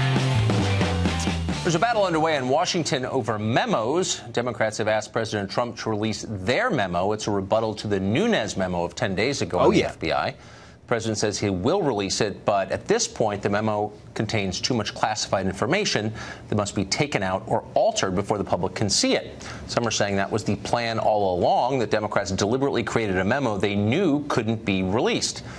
Congressman Eric. Now, I'm going to stop here. So this has been this was a theory that they were floating, I think, before Schiff even finished his memo. I'm gonna tell you something here. I can't see this any other way because of my bias towards how much I hate Adam Schiff. And my hatred for Adam Schiff has actually grown stronger. That's not true. You sent him a Valentine today. I was doing a little review for the live stream of like Trey Gowdy since he's leaving, and they had some questions, and I was playing back like, who's this guy he was arguing with a couple of years ago? Oh, it was Adam Schiff. Adam Schiff. He kept coming up in these different searches I was doing. So I just have this whole new appreciation of what a political weasel he has been. It goes way deeper than this Russiagate stuff. It goes past Benghazi. He has been a water boy for his entire political career. And so Here's what I believe to be fact based on what I've read and watched. There's 2 memos that have been created. Now, Schiff and a few others were predominantly created their memo as a response to a memo that it's called the Nunes memo, although Nunes didn't really have anything to do with drafting it. Trey Gowdy and I forget the other individual's name did. They're actually the only ones that have seen the underlying intelligence. Anyways, they then give it to a committee who actually is like a team of people who write these things specifically to be released as non-classified. They still left information in there that the FBI and Justice Department wanted redacted, which was information that indicated that Christopher Steele had been a long-time FBI asset, which would imply that perhaps he was double dutying for different agencies. But they decided not to redact that. Trump decided it wasn't worth redacting. Before Trump released the memo, it did go through a legal review and a review by the Pentagon. Then they provided Trump a it's okay to release thumbs up. The Justice Department said they didn't like the idea, and Trump released it. Now, the Schiff memo, inherently by its very nature as being a response memo, was rushed. They rushed it. It wasn't written by a committee whose entire purpose is to rewrite these underlying intelligence documents for public disclosure. It was written together by members of Schiff's team to just respond to it. And there is one action that put me over the edge into thinking this was a political stunt. Also, Schiff's follow-ups to this also sort of did that, but there was one action that I really think shows you he knew which direction this was going. So when the memo is going up to Trump's office, once they get the day and the time that it's going to Trump, Schiff books an appointment on the Bill Maher show and there's been no answer on the memo yet. While Schiff is in the air to the Bill Maher show, and if you've never watched Bill Maher show, he's got this interview he does up front on the show, and then he's got like a panel. Yeah, right? It's the real news thing, yeah. So he gives Schiff, that's that upfront interview. Schiff is on the plane while Trump is reviewing the memo. Trump denies the release of the memo while Schiff is on the plane. He lands, and he immediately sits down, prepared with lines to talk about the memo release. First up, he's the ranking Democrat on the House Intelligence Committee from California's 28th, our own Congressman Adam Schiff. Also, just listen to like the little mini conversation they have. He's such a good boy. How are you? Good to see you. Thanks for having me on. Oh, we love having you on. We love having you on. You got a standing ovation. Thank you. This guy is. I mean, he doesn't You bug really me. you really don't like him. He doesn't bug me. I mean, he's just the worst little weasel. All right, so. And not only are you a great guest and the audience loves you, a liberal icon now, but I know you bear news because this just happened today, probably while you were in the air. Boy, if that's what it takes to be a liberal icon, oof. Flying out here from Washington, Trump is not going to release. Oh, did you hear that part? I talked right over it. It's almost. While you were in the air flying out here from Washington, Trump is not going to release the other part of the dueling memos, right? Well, that's right. You see, last week, over the objections of the FBI and the Department of Justice, who said, don't release this, it's extraordinarily reckless, it's misleading, it omits material facts, he said, I don't care, it's going out. That's the Nunes memo. That was the Nunes memo. This week, though, the White House apparently has a newfound admiration for the FBI. He's coming in with some lines. Wouldn't want to release anything that the FBI might be concerned about. The way they turn on a dime. So that's the narrative. Well, now and that could totally be a possibility. I think what it is Trump playing political hot potato. There's stuff in there they don't want released, and he doesn't want to be the one to censor it. Returns. Please shed some light on this enormous. Well, it's difficult to analyze a document that we haven't seen. Yeah. Now, the president's people could have redacted, could have blacked out the material they didn't want us to see, but then he would be accused of censorship. So he basically sent it back to the Democrats on the committee saying, here's my objections, come to some middle ground or compromise or get rid of enough of it to satisfy me. So he punts it back. He punts it so that way they have to censor it and then bring it back to him. And Schiff's already agreed, yeah, I'll work with Justice The top Democrat FBI. on the House Intelligence Committee will work with the FBI to edit his rebuttal to the Republican memo released last week on alleged bias by the Bureau and the Justice Department. 2 weeks ago now, President Trump says he will not declassify the Adam Schiff document because it contains too many of the country's secrets. Here's Chief Intelligence Correspondent Catherine Herridge. Those things need to be redacted. House Republicans backed the White House rejection of the Democrats' memo they say is loaded with national security sources. A highly placed intelligence asset attended a particular event in a particular country, in a particular location, at a particular time, which it does. He claims that's in there. I don't know. That's his claim. Country in a particular location at a particular time, which it does. I can figure out who that intelligence asset is, and if I can, our adversaries can. A source close to the process said Democrats can expedite the review by making the requested FBI and Justice Department redactions laid out in these letters signed by FBI Director Christopher Wray. So Wray essentially writes back, if you make these changes, you don't have to go back and vote on it again. We're good. And Deputy Attorney General Rod Rosenstein. No committee vote would be required, and the memo could go directly to the president for declassification.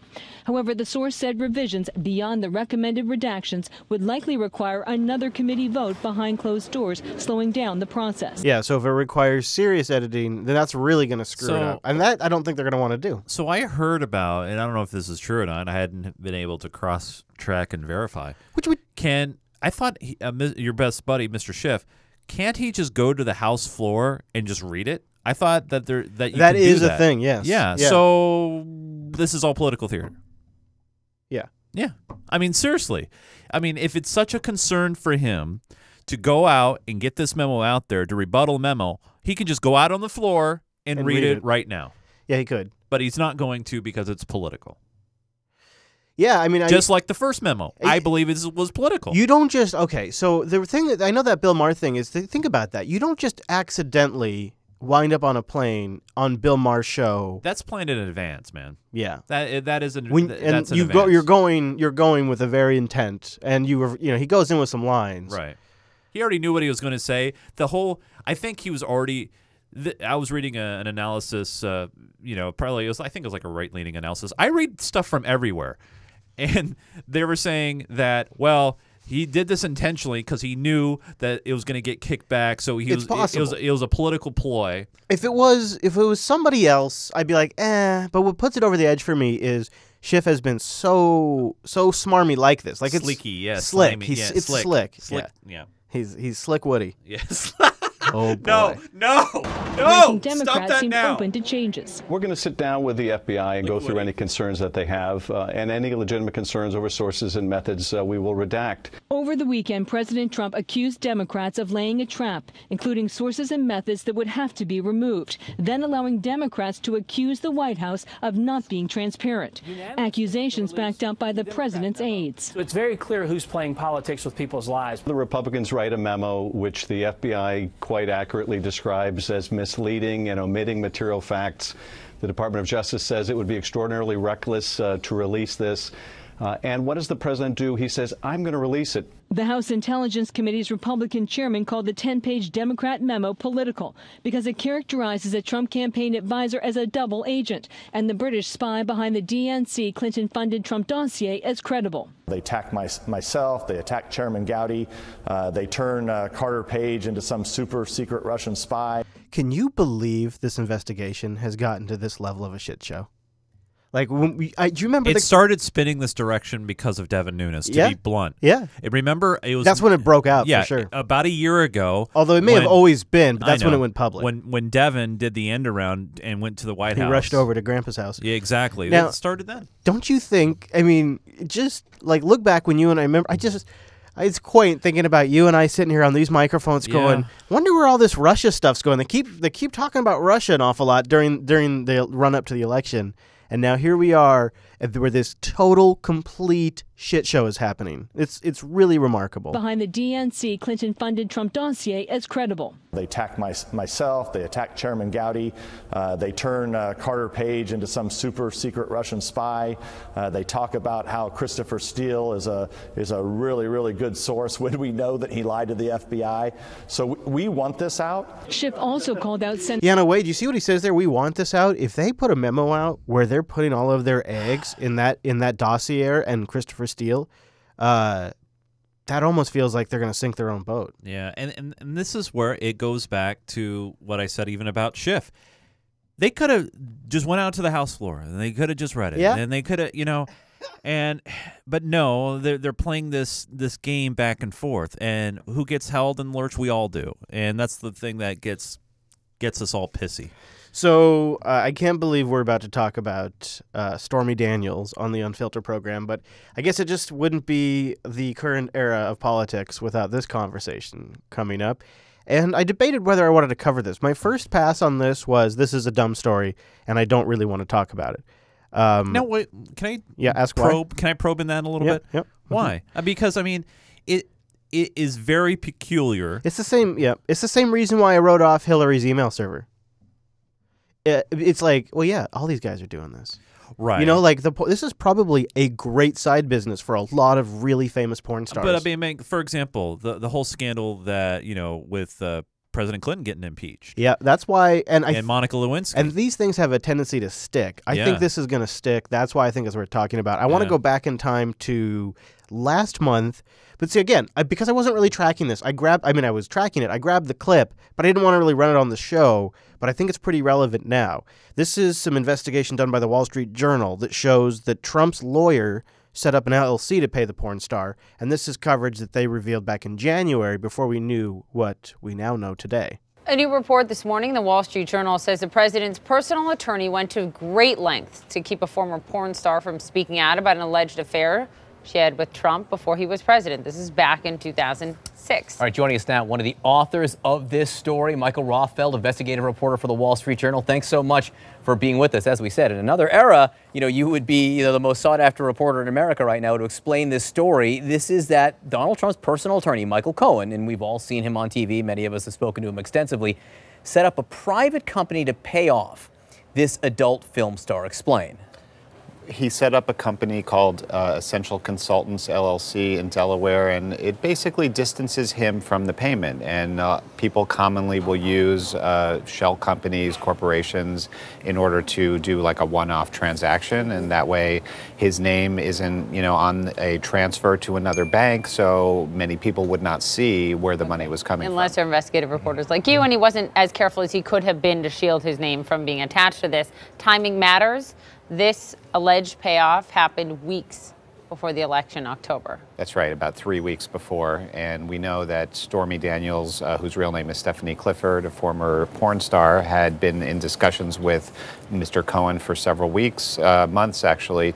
This is one of those stories I think the media can't resist. That's another reason why this isn't going to go away.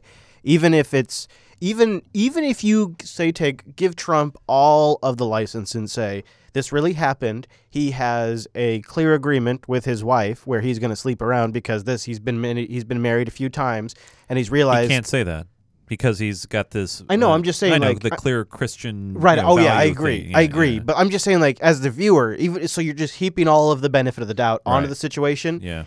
The media still will never relent because she's beautiful, so they can show pictures of her, which is great for ratings, so that's going to draw them to it. They love roll and B-roll of her. It's scandalous, and it also reveals something that the elite do probably fairly often. I don't know how legitimate this is, but we got a note in the show before we started today on Telegram that said, I'm a lawyer, and I've done this for my clients. My personal funds, it's only for clients I know are going to pay for a long time. I've done this. And I'm not that, he's like, I'm not that big time, and I've done this. So if that So that's something else I think that people, I'm just saying people in the media probably know this is a common thing. So they probably know it's real. Right. So exactly. And that's what I was going to say. Then why would the administration completely deny it? Well, I think for the family values reasons and all that. I mean, the thing that really stinks about this story is it all happened 3 months after his son was born. That stinks. Yeah, that's... Yeah. So here's what we know today. President Trump's personal attorney, that's Michael Cohen, now admits he paid an adult film star who was claimed she had an affair with the president. Cohen told CBS News last night in a private transaction in 2016, I used my own personal funds to facilitate a payment of $130,000 to Stormy Daniels, whose real name is Stephanie Clifford. The Wall Street Journal reports the payment was made a month before the 2016 election as part of an agreement that precluded Daniels from publicly discussing an alleged sexual encounter with Donald Trump back in 2006. Chip Reed is at the White House with the latest on this story. Chip, good morning. So I've read a little bit of a interview that I think they're going to mention in here, but she did an interview back in 2011, right? And I read a little bit of that today, and I sent you a quote from it too, which is pretty funny about sharks. But one of the things she says in there is that he was a fan of hers, that he was actually pretty much a gentleman for the most part, and that he asked her to sign one of her porn DVDs. So, wow. It's good to be rich. Good morning. Michael Cohen is President Trump's longtime personal attorney and one of his staunchest defenders. Last month, he denied that President Trump ever had an affair with Stormy Daniels, but he hasn't addressed the payment until now. Did you have a sexual relationship with Donald Trump? You can't answer that. Stormy Daniels has been coy in television interviews about her relationship with President Trump. After allegations first surfaced in the Wall Street Journal, attorney Michael Cohen gave CBS News a statement from Daniels calling claims of a sexual and/or romantic affair with Mr. Trump, quote, absolutely false. Rumors that I have received hush money from Donald Trump are completely false. After the Journal's report, In Touch magazine published an interview with Daniels from 2011. Yeah, In Touch. That's where it was from. That's where they talk about the sharks, the porn DVD. The Journal's report, In Touch magazine published an interview with Daniels from 2011 where she admitted to the affair. In an appearance on Jimmy Kimmel Live, she did not deny signing an agreement to keep quiet. Do you have a non-disclosure agreement? Do I? You can't say whether you have a non-disclosure agreement, but if you didn't have a non-disclosure agreement, you most certainly could say, I don't have a non-disclosure agreement. Yes? You're so smart, Jimmy. Oh, she looks like Trump's type too, doesn't she? Doesn't she? The reports of a payment prompted government watchdog group Common Cause to file complaints with the FEC and the Justice Department. They said the payments could have been considered an unreported in-kind contribution to President Trump's 2016 presidential campaign. In his statement last night, Cohen claimed the payment was lawful, was not a campaign contribution or campaign expenditure, and was made with his personal funds. Neither the Trump Organization nor the Trump campaign was a party to the transaction, and neither reimbursed me for the payment, either directly or indirectly. He added, I will always protect Mr. Trump. The White House has not commented on the payment or the alleged relationship. In his statement, Cohen also said, just because an allegation isn't true doesn't mean it can't harm or damage someone. Chip, thanks. Thanks, Chip. So I guess they could get away with saying that it was a relationship that the lawyer was having. I mean, that could be where they go with this. But it just really takes some audio being released or something like that to come out. Well, I heard this. I don't know if it's true. I'm prefacing that right now. But allegedly, she's out of the non-disclosure. Well, she thinks so. Yeah, I've got some links in the show notes. Yeah. She thinks by them talking about this, they just invalidated the NDA, which now she just made clear there was an NDA. And she says now she's allowed to tell her story. And so I think she's essentially shopping it right now. So when do you think that story's going to release? Maybe September? I think she's savvy too. I get a sense that this is a savvy businesswoman. And she's going to run with this thing and make some money at it. She's a professional actor, man. She's going to make money, and Trump's going to have to keep dealing with this. They're going to keep throwing it at him, I suspect. Yeah, I don't see how you don't, especially when it comes to like affairs and scandal and going back even till the Kennedy administration, right? They were saying he would bring in secret girlfriends or something like that. This is why it doesn't surprise me, and that's also maybe why I don't know if I consider it to be a huge scandal either, because maybe not a huge scandal, but when you have a president running on a platform of morals and the whole, that's when you open the door. Yeah, I suppose if you could take the family stuff away, they would probably not play well with the voters. That'd be interesting. Yeah. So they're also, speaking of things that they're hoping play well with the voters, I think they're hoping these tax cuts, by the time the election rolls around, are starting to be received positively by the middle class. And the problem seems to be that Wall Street disagrees. When the Dow plunged below 25,000 today, it wiped out all of this year's gains. The bad news on Wall Street started with good news on Main Street. A strong January labor report last week showing 200,000 jobs added, the unemployment rate staying at a 17-year low, and hourly wages jumping nearly 3%. You know, I do anecdotally, excuse me, feel like when I'm out, it does feel like there's more people shopping. It does feel like the roads are busier, and restaurants have more people in them. But I still don't buy this unemployment number because of all the people that are just out of the labor force now. I think what we are seeing, this is Chris, well, he doesn't know anything, don't take stock advice from Chris, is I think that the media is feeding you one reason that the stock market is having a bit of a shit right now, but I think there's a much bigger reason. We know unemployment is low. We know more jobs are being created. We know wages are going up. So what that means is that the Federal Reserve may start to raise interest rates, and that is going to take money out of the stock market. So this is the big narrative. Because the Federal Reserve is going to raise interest rates, the stock market's freaking out. But like all things in a huge market, it takes more than one thing to move the market. You have to be in the right conditions for a correction, which we have been. And I think it's more than just this interest rate thing, which plays into it, no doubt. But I think it's also the fact that we just cut taxes and now we just wrote essentially a blank check to all kinds of crazy-ass expensive government costs. Investors worry a strong economy means rising inflation and questions on how much the new Fed chairman, Jerome Powell, will raise interest rates. So we could be on the verge of increasing inflation. We just cut revenue and increased our expenses. This is not a good recipe. We've been here before. Uh-huh. So why are we going down this road? Why the big push then? Well, the theory is that if you stimulate the economy by cutting taxes a bit, and whatnots, and maybe bringing in some more cash like Apple's doing, then what you end up doing is creating a base that generates more revenue that not only gets you out of the deficit you're creating, but also generates additional revenue. Like it's like this, like you're supercharging the economy. You're like throwing gasoline on a fire is the idea. And then the economy burns hot. That's the concept. Right. Yeah, I don't know, though. You and I have been chatting about this offline a bit. It's like, oh, this makes me a little nervous. It seems like when we do that, it ends up going very badly for us. But we'll watch. We'll see.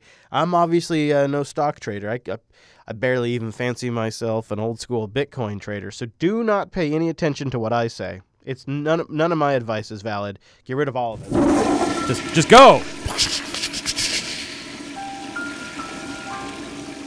All right, Mr. Chase. Yes. What do you say? Should we do a little sack? I just can't. Before I just can, actually. I can hit to the sack because it's time for a super sack. Oh, a super sack. So I'm going to do this from time to time. I'm not just going to wait for special occasions. I'm going to spring this on you. A super sack will be open. A super sack will be open to all patrons, but I'm going to limit you guys to one sentence. Okay, so if you go over that, and no run-on sentences, no cheating. Okay. But, of course, Club 33 will always get the open sack. Right. Oh, so Club 33 gets a full sack. They always, yeah. So if you're a Club 33 guy, you can jump in anytime. We always love you guys because you guys really support us. Landon writes and says, I've been seeing all the news that I shouldn't be. Oh, no. The coverage of North Korea at the Olympics is shockingly horrifying. I know. It seems like all the context of what life is like in North Korea is lost in the stories. Is it really as bad as I think out there? Vice has done some really good documentary stories about North Korea. I suggest you check them out. I have some clips in the supporter sync, too, which might be worth checking out. By the way, curling rocks. That's all I got to say. I love the Olympics. Drew writes in, care to list your votes? I'm feeling it this year. I'm watching it every night. Huh. Drew writes and says, care to list your votes in every past presidential election where you were old enough to vote? And I saw this question earlier, and I was thinking in my head, I voted for George Sr., I voted for Bill. I voted for Gary Johnson twice, back to back, including the last election, and I might be missing one. Maybe it was Bush. I think it was like Bush, Clinton, Bush, Johnson. My memory is so bad. I feel like I would have to actually sit down and write it out to actually answer that because the last one I remember voting for felt like I was just sort of protest voting for Gary Johnson. So I do remember that one. I think I voted for Obama's first term. I think that was the first president I ever voted for. Okay. I did vote for Obama. I did. First term Obama. First term Obama. I was young. And then Johnson. And I got to say, yeah. I did not vote for Obama in the re-election. I did not. You know, it's partially Obama's fault that I'm so woke now. I am so woke. I'm so woke now because of him, because he was promising all this hope and change and shit. Yeah. And they got in there and nothing. It felt good at the start. We were all feeling it. We thought he we were was going going for the young vote. Yeah, he was playing us like know. a fiddle. We got played. I did get played. That's what burst my bubble. Fire Fury and Drones writes in and says, "Hey, yo, Chris and Chase. So my country's celebrating 100 years of independence, with 50 of those under occupation still. And the mood is crazy with corruption, tax avoidance, deterioration of public services, while everyone's out for themselves. But hey, we still have plenty of love. So greetings from Lithuania." Happy Valentine's Day. Yeah. Robin writes in, so 538 put out a podcast this week, which can be distilled into them saying, all the hate and attention paid toward your good friend Nancy Pelosi is unfair. Their arguments being in order: 1, all congressional leaders get flack, so it's no different. 2, people in media are sexist. 3, oh boy, that one. People in media are ageist. I Yeah. know you, Chris, say she represents the rot of the establishment, but would love to hear a few points from you guys I on got one why big one. Nancy deserves to be examined with a more critical What do you eye. always say? Show me the money!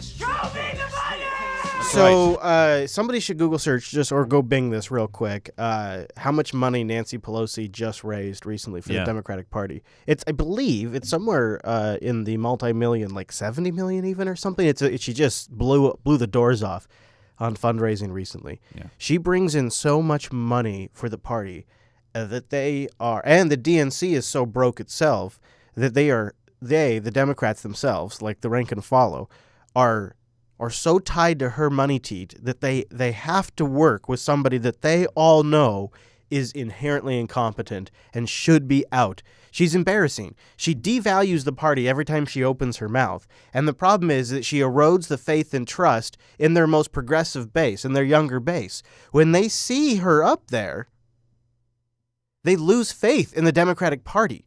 She is their worst spokesperson, and turns out that's her position.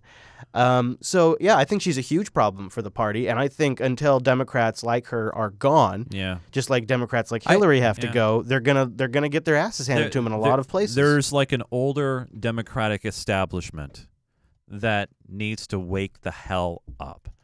Because they're trying to play the same old games, and there's even some new guys, and I kind of call Schiff a newish guy. He's playing the same games. Yeah, she just raised 2 days ago, this news story. Nancy Pelosi raises $50 million for House Dems in 2017. So this is the problem, is that Nancy Pelosi is so well connected because she is corrupt. Yeah. That she brings in so much damn money to the people, the rank and file, that can't depend on an organized DNC. Yeah. They have to get money from somewhere. They need that money to play the game, and Nancy's the one writing the checks. Andrew Barton writes in and says, hey, question. In your wildest dreams, what would the show become over the next 10 years, and how would it affect the world we live in? Well, I first hope that we're all around in 10 years. You know, hey, we have good health and everything. But that being said, the show sometimes, and I'm going to be honest with everybody, including you, Chris, that, you know, it adds a little level of stress because of the fact that, you know, we see what's going on with our country. We see the constant polarization and bickering on both sides. And it bothers me just as a person in general, because I remember back in the day we would be able to have, I feel like we were able to have cordial debates and talk to each other. We weren't wrapped in our confirmation bias of media. I really try to force myself, Chris, every single day when I'm reading about the news. I will flip to a conservative radio station. I will flip to a liberal radio station.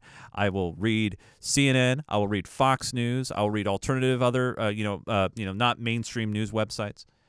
And I feel like a lot of us don't do that, because we get so wrapped up in our confirmation bias that this is what I believe because, you know, those guys are bad, or no, I read this, those guys are bad.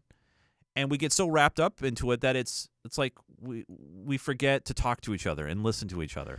So I'm hoping in 10 years that we're able to do that. I feel like what happened was, of course it goes this way, but this is my honest opinion, is that I think a year before Hillary ever decided or ever publicly announced, of course she'd already decided, a year before Hillary, maybe even 2 years before Hillary publicly announced that she'd be running for president, the people that work for her and her machine and the DNC began to transition their party over to a party of identity politics, where politics represent your struggle that you are fighting.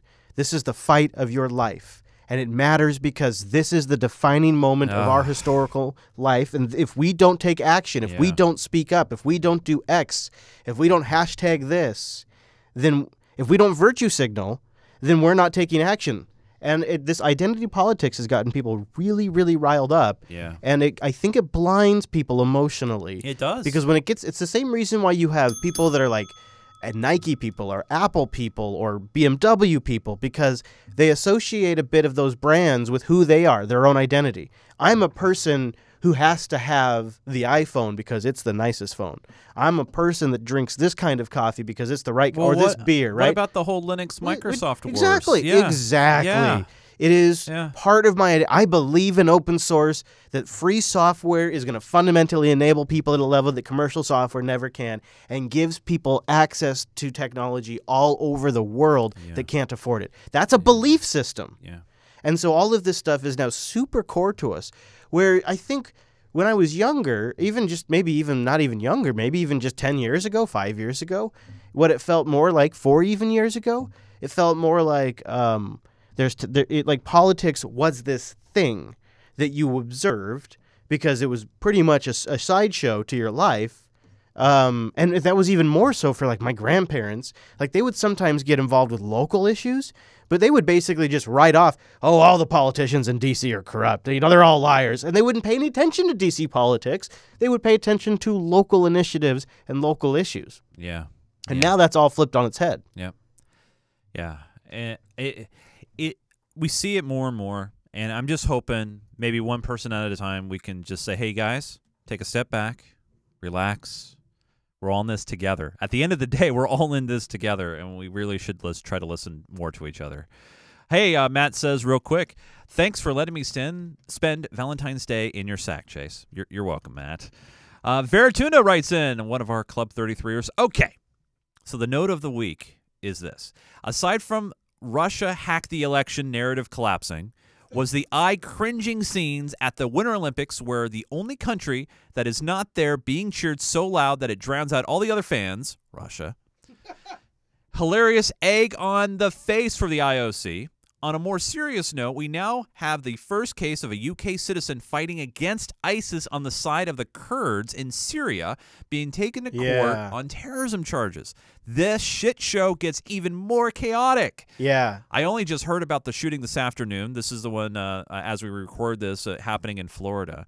And I personally feel that it says less about gun control and more about poor mental health services that seem endemic in these situations. That's it. Glad the sack is back. Now, don't be so foolish and let's let it go slack. Okay. All right. I'm not going to dignify that with an answer. Fair enough. Wow. I never knew this many people could fit inside Chase's warm and delightful sack. That was from AT. Thanks, buddy. John Jolly says, hey, what's with the Delaware governor last week suggesting school kids K through 12 could pick their name, gender, and race without parental permission, even to ordering sex-suppressing drugs to change gender? Or is that just media coaxing us to pull our hair out? I didn't hear about this. If I was in Holy school, crap. I would be a William Shatner or Bill Shatner or go by Bill or James Tiberius Kirk. Yeah, fair enough. Last but certainly not least, Michael writes and says, John Brennan and NBC. Oh, thoughts? yes. I'm going to cover a little bit of that in the overtime. So I'll give my thoughts, and I'm just going to say a name and 3 call letters. Mike Morrell, CBS. Yep. I mean, I know it's a thing now. All I gotta say, Michael, is this is a revolving door. Panetta's on CNN. Yeah. I mean, this is what networks are trying to do now. They're trying to get the highest name level person that they can get. Plus, like I'll say in the overtime, think about this too. A lot of times when you listen to the reporters, what they're saying is a source familiar with the matter, or they'll say a former intelligence official tells us, and what that is that's somebody at the CIA tells Mike Morrell, and then Mike Morrell tells somebody at CBS. That's how that works, right? Yeah. So that's very valuable for these stations to pick them up. It's creepy. It feels really weird. It's really a pet peeve of mine. So yeah, I got a clip about it. So if you want to get involved with my SAC, head over to patreon.com/unfilter. You know what? You don't even have to be in Club 33 to be a part of my SAC, because sometimes we will open it up to everybody. Boom. But special thanks to all you Club 33ers and everybody who support us, and a special thanks to all you guys listening right now to the show. And by the way, that was a really good SAC. I thought we had some good in-depth discussion. Thanks for the comments and feedback. I love that stuff. We could use some more. We picked up one patron this week. We could use some more support. We picked up a Club 33 during the show. Oh, that's awesome. So big thanks on that. Dude, that is awesome. Yeah. That is a big thank you. All right, well, Chase. Because I want to win. I want to win. Speaking of winning, Mommy needs a joint. Give Mommy her joint. Let's talk about a very old knock against cannabis, which is back with a vengeance in the last couple of weeks. Is Sessions talking about? Yeah, we'll start with Jeff Sessions. My goal for 2018 is to see a further decline. We had a 7% decline last year in actual prescriptions of opioids. We think doctors are just prescribing too many. I actually 100. I agree with that. Yes. We're just prescribing too many. Sometimes you just need to take two. He seems wasted. But here's part of the problem, though. I would love. I mean, it would take some research, but I bet you he's received contributions from pharmaceutical companies. I'm just saying. I bet he has. Keep that in mind as we move forward. All right, fair enough. Buffering or something, and go to bed. Now here's where he goes off the rails. These pills become so addictive. It's true. And the DEA said that a huge percentage of the heroin addiction starts with prescriptions. That may be an exaggerated number. They had it as high as 80%. I don't know why he really seems to. Why does he not believe things? He picks and chooses which data he just wants to believe. Jeff. We think a lot of this is starting with marijuana and other drugs, too. Oh.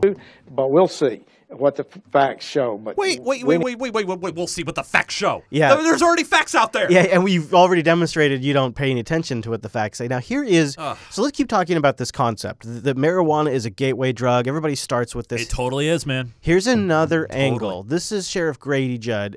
He went to the White House today. New tonight, Polk County Sheriff Grady Judd making a trip all the way to the White House. The sheriff was invited to meet the president as a member of the National Sheriff's Association, and following the roundtable with the president, Sheriff Grady Judd spoke on his issues with the legalization of marijuana across the country. Every person I've ever asked that has a drug addiction problem, I would ask them intentionally, what was your drug of choice, your first drug of choice that set you on this path? Marijuana. Every time, marijuana. The Florida medical marijuana legalization and so I want to let's play. All right, let's break it down. No, I'm going to play this.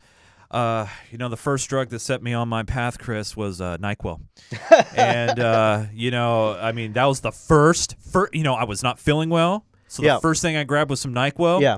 And now I do crack cocaine. This is a common thing, and he's coming. You know what? I've got experience. I've asked these people, so I want to break this down because this is this belief system is preventing forward progress on a really important issue. Comes back to this common denominator. Every person I've ever asked that has a drug addiction problem. You see, there's your first problem. He goes into it looking for a certain data set.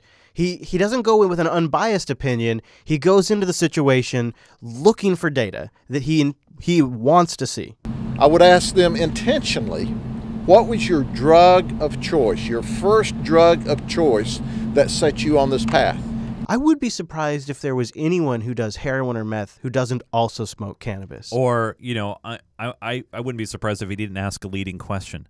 So was it pot? Was it cigarettes? I mean, he hasn't mentioned cigarettes. I bet you they smoke cigarettes before they smoke right, pot. or alcohol. Right, exactly. Yeah. A lot of times these drugs are so hard on people's systems that they seek out cannabis because it smooths coming down or onto these drugs. And so that generally drives up the cannabis usage when you're smoking other things. But I think it is possible because you grow up in the States listening to guys like this sheriff tell you that marijuana, which is a racial slur term for cannabis, will ruin your life. And he's not even. And the thing that bugs me here is this is just let's say for a minute that what he's saying is absolutely true. Okay, let's say it is. How many people live in America, Chris? 350 million people. Yeah. Say I'm going to give him a large number. Maybe he's arrested 500 criminals. Okay, Yeah, I know. This bias, it's a bias that he's projecting. So here's the issue is I kind of think marijuana could be a gateway drug, only in the sense that you get your hands on cannabis somehow, you get some experience with cannabis, and you realize that all the shit that guys like this overweight cop have been telling me for my entire life are wrong. In fact, it's almost the opposite of everything they've told you. And so if everything they've said about pot is wrong, then is everything they've said about cocaine wrong? Is everything they've said about ecstasy wrong? Is everything they've said about mushrooms wrong? Is everything they've said about DMT wrong? You start to ask yourself a few more questions because holy shit, this is nothing like these fat cops have been telling me it is for my entire life. So I could suppose in some ways it's a gateway drug because when you realize that somebody's been bullshitting to you, that Santa Claus doesn't exist, maybe you start to suspect the tooth fairy is fake as well. Drug of choice, your first drug of choice that sets you on this path, marijuana. Every time, marijuana. So we're legalizing across this country, in the different states, the drug that starts this addiction process. Now, you can listen to all the banner that you want. You can listen to all the hyperbole that you want. Or, scientific studies or people that have experience. And look at this guy behind him, this face this guy has behind him. Like, what a bunch of dickbags, people that listen to experts. We have anecdotal data here. But the reality of it is marijuana is the drug that starts it. And fentanyl is the drug that kills you immediately. And methamphetamine and cocaine is the drug that kills you over a period of years. I think the problem, really what gets me about it, is the amount of effort they spend on trying to make pot seem like it's this drug that attacks your inhibition centers and enables this drive to seek out drugs, which it sounds like a boogeyman. It sounds like something that's made up versus hard data that has shown that it can be a massive relief for people that are stuck on Oxycontin-type prescriptions and people that are shooting things up that they've been buying off the street. But nope. Don't pay any attention to that because, like you always say, Chase, show me the money. Today's announcement by Purdue Pharmaceuticals is a major shift in the battle against the opioid epidemic. The company says it's cutting its sales force in half and promising to no longer promote its opioid drugs with visits to doctors' offices. The writing is on the wall. Yeah. They're about ready to get sued into oblivion. We have to prevent more people from becoming opioid addicted. That requires much more cautious prescribing. Oxycontin was once hailed as a breakthrough for chronic pain. But many recovering addicts like Heath Johnson now say painkillers are a pathway to addiction. I mean, with one thing, the overprescribing of opioids, has to stop. The announcement comes as the company faces a rash of lawsuits, many of which claim its sales practices are partially responsible for sparking the current opioid epidemic. Kristen Dahlgren, NBC News, New York. That's why you have a lot of local cities suing. States are trying to get involved now. This is the next tobacco thing. Yeah. So this is so you've got Jeff Sessions saying that pot's a gateway drug. You got Sheriff Grady going to a panel with Trump saying that pot's a gateway drug.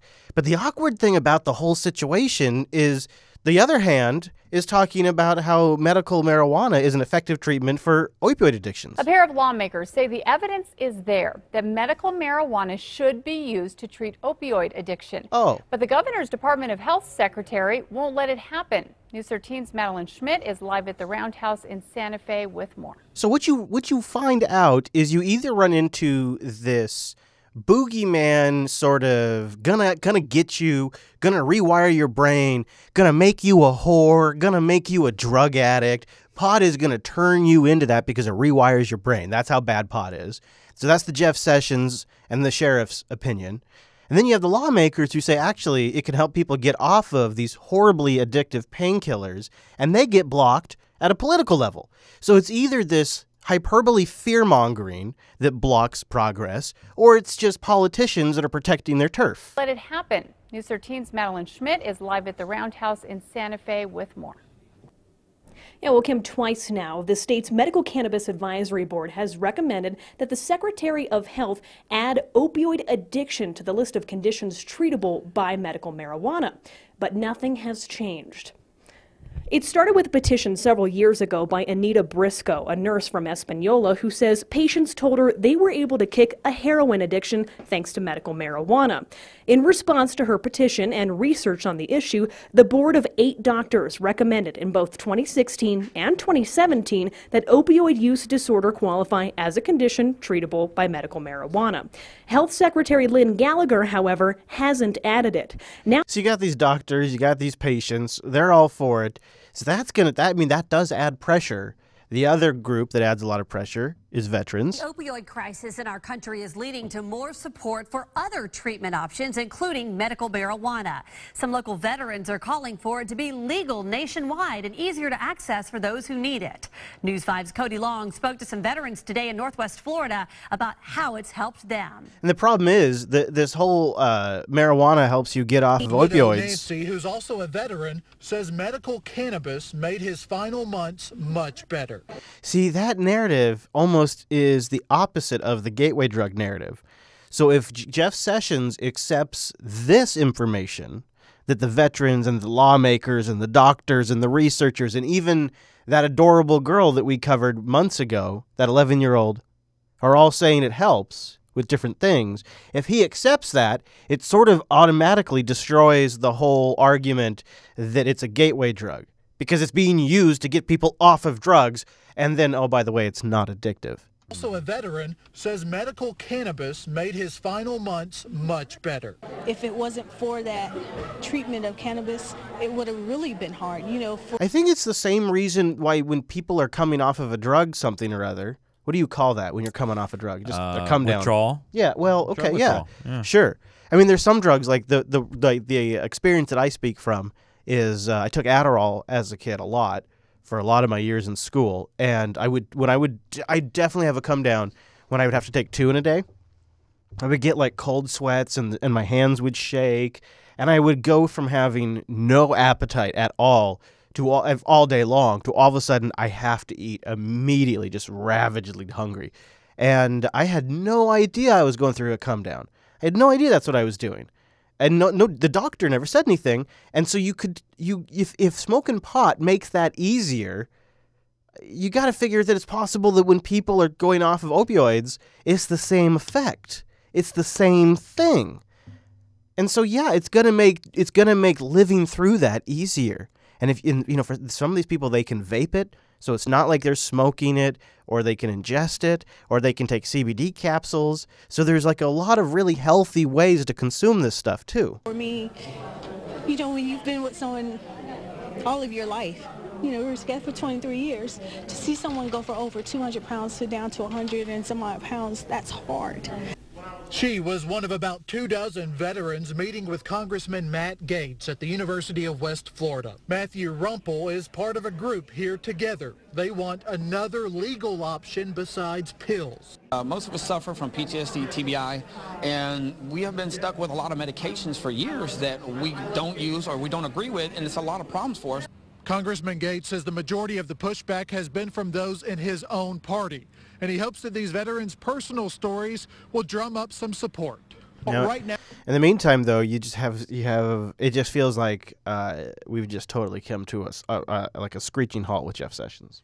Well, it's apparent that he doesn't believe in medical research. He does have an internal agenda. We've seen it. Yeah.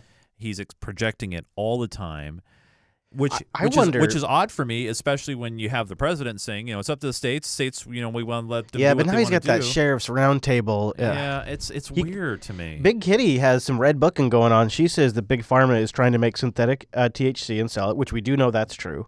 Well, don't forget the government, by the way. They have a patent. So, I wonder if it isn't a punting strategy. Well, we have to wait for the research. We have to wait and see. That gateway drug. We have to wait. Yep. It could be a punt strategy because there is a new pharmaceutical FDA-approved treatment for opioid addiction. New hope on the horizon tonight for people fighting an opioid addiction. The FDA just approving a new treatment that recovery centers say will actually save lives. So no more pot needed. We have a new drug coming from the pharmaceuticals. It'll be on the market soon. All new at 6. ABC Action News reporter Jake Peterson shows us how it works. For most of Gino Scano's life, he battled addiction. By the time I was 14, I was an IV heroin user. He went in and out of treatment programs, but nothing seemed to work. My daughter found me overdosed and got me to the hospital. Scano says most opioid addicts are scared to quit. You don't want to give up what you used to. Fear of the unknown. Addiction is a difficult disease to treat. Dr. J. Wesley Ruffin sees the same addicts in the ER at Sarasota Memorial each month, but he's hoping a new medication just approved by the FDA could change that. Oh, yeah. Sublocade is a once-a-month injection. So Sublocade, a once-a-month injection while you're coming off your opioids. Just approved by the FDA could change that. Sublocade is a once-a-month injection versus taking daily pills. So this could be maybe what the whole thing is they're punting. They're punting until they can get synthetic THC in the market, and they're punting until this is in the market, and they can say, well, we don't need it for opioids, and we don't need it to help with all the other things because now we can give you an exact measured amount of THC in this pill. Even though it's never worked yet. But there's one inheriting problem here, and that is the rising cost of health care. So what is this going to cost per dose, per treatment? It's just going to be spun up, and the costs are going to be out of control on it. Do you see that comment in there from Axiom Max there? It says, at Chris Fisher, at Chase, at Big Kitty, I did drug testing with synthetic cannabis for cash, and it comes in as a spray form. It tastes terrible, but the high was unbelievable. The study used a much higher potency than a normal patient would get, though. No, actually, that was placebo, man. Sorry, buddy. Yeah, that was just placebo. No, I'm just kidding. There could be something to it. Maybe you take that spray and you go get yourself some yoga. Well, there is goat yoga and laughing yoga, and now you can do your warrior pose with a little high. As the popularity of marijuana grows in states where it is legal to light up, people are adding pot to their workout. Danielle Nottingham takes us inside a special fitness class in San Francisco. Coming back to center. In a studio in San Francisco, yogis are mixing their passion for downward dog with marijuana. It's called ganja yoga. That's amazing. The awareness. New students are... How much are you loving this? Right? Like, how come this hasn't happened in Seattle? Rules and regulations, probably. Yeah. You actually you can't do this. You can can't smoke indoors. It's California, man. It's called ganja yoga. The awareness. New students are flocking to Dee Dussault's classes now that recreational marijuana is legal in California. So people have the luxury of arriving whenever they want in this first half an hour, what we call the stoner social. Mommy needs a joint. Mommy's there, actually. Yeah, you go here. She's right there. You go there to the stoner social. Look, so there's a gal smoking out of a huge bong-looking thing. There's some dudes in there too. That gal's smoking a J. I see some vape pens.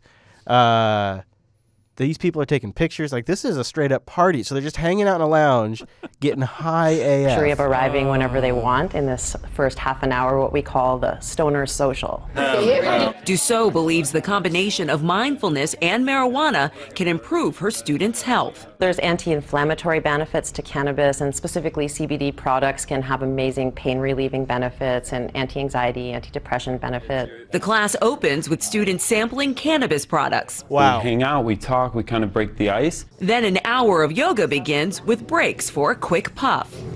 While critics question the health benefits of using marijuana, Tiffany Marquez says it relieves her migraines and puts her body at ease. It helps to loosen your muscles. It helps to lower your inhibition, so you're more likely to try a different move. Doesn't alcohol lower your inhibitions too? Try drugs.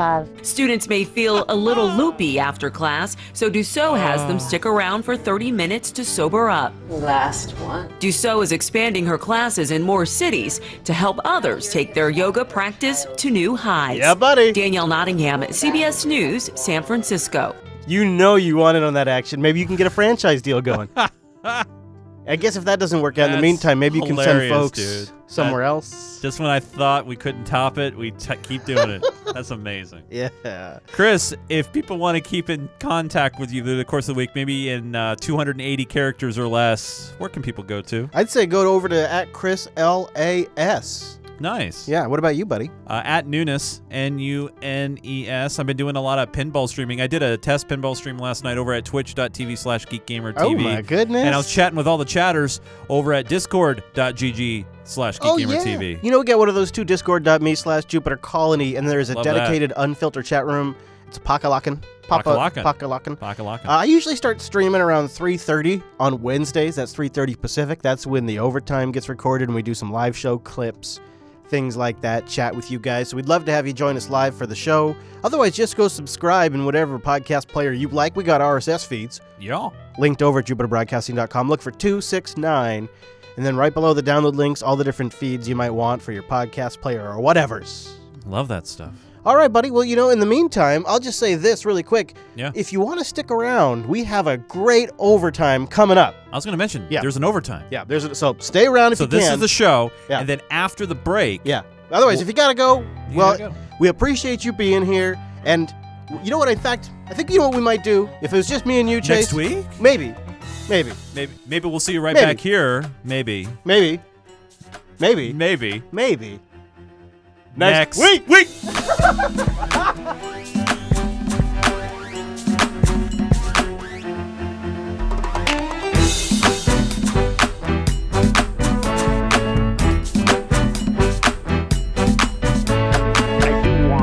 I want to win.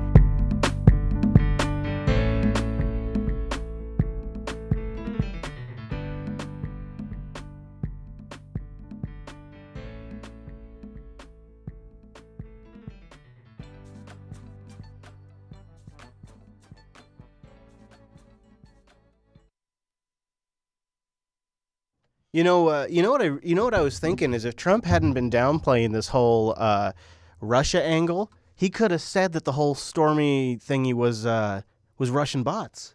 He could have gone the whole Putin disinformation route. You know? That's true. But because he's downplayed the whole Russia thing, he can't use that as an excuse. I'm waiting for Sessions to jump on the shooter thing from Florida today because one thing I heard is they've started going. They've already looked through his house and they said, "Oh yeah, they found marijuana. Oh, good. And computers of websites." But they had to specifically mention the marijuana. It's like they always have to mention that stuff, no matter who the person is. It's because you know why everybody smokes pot. I mean, not everybody, but I bet 1 in 4 people do. They don't mention, "Oh, he had a 6-pack of beer in the fridge," or "Oh, he had a bottle of opioids." A storm is coming, dude. Is that pretty good? That is good. That's Steve. That's Steve. And you have a picture of Stormy. You think I should do? Is that not? It's not too much to put a picture of Stormy Daniels on our cover because that's. I mean, all right, Stormy or Adam Schiff. Well, we just did Schiff. I know. I have to mess with you. All right, we'll do a storm and a milkshake. We were Axiom. Did you see Big Kitty said that sorry to interrupt, but did you see that? I just didn't want to let it pass. The Big Kitty said that the anti-inflammatory properties of cannabis help her do lower doses of chemotherapy. See, that's awesome. I didn't know that was a thing. Actually, that's a huge. I need to read up more about that. Actually, that's a huge thing. I've heard a lot of people who are undergoing chemo. They'll smoke cannabis, and it just helps with the process. And I would like to know more about anti-inflammatory properties. That seems like that could be a bigger deal because Way to fight, Big Kitty, by the way. I didn't know you were fighting that. Just recently, awesome. Yes, yeah.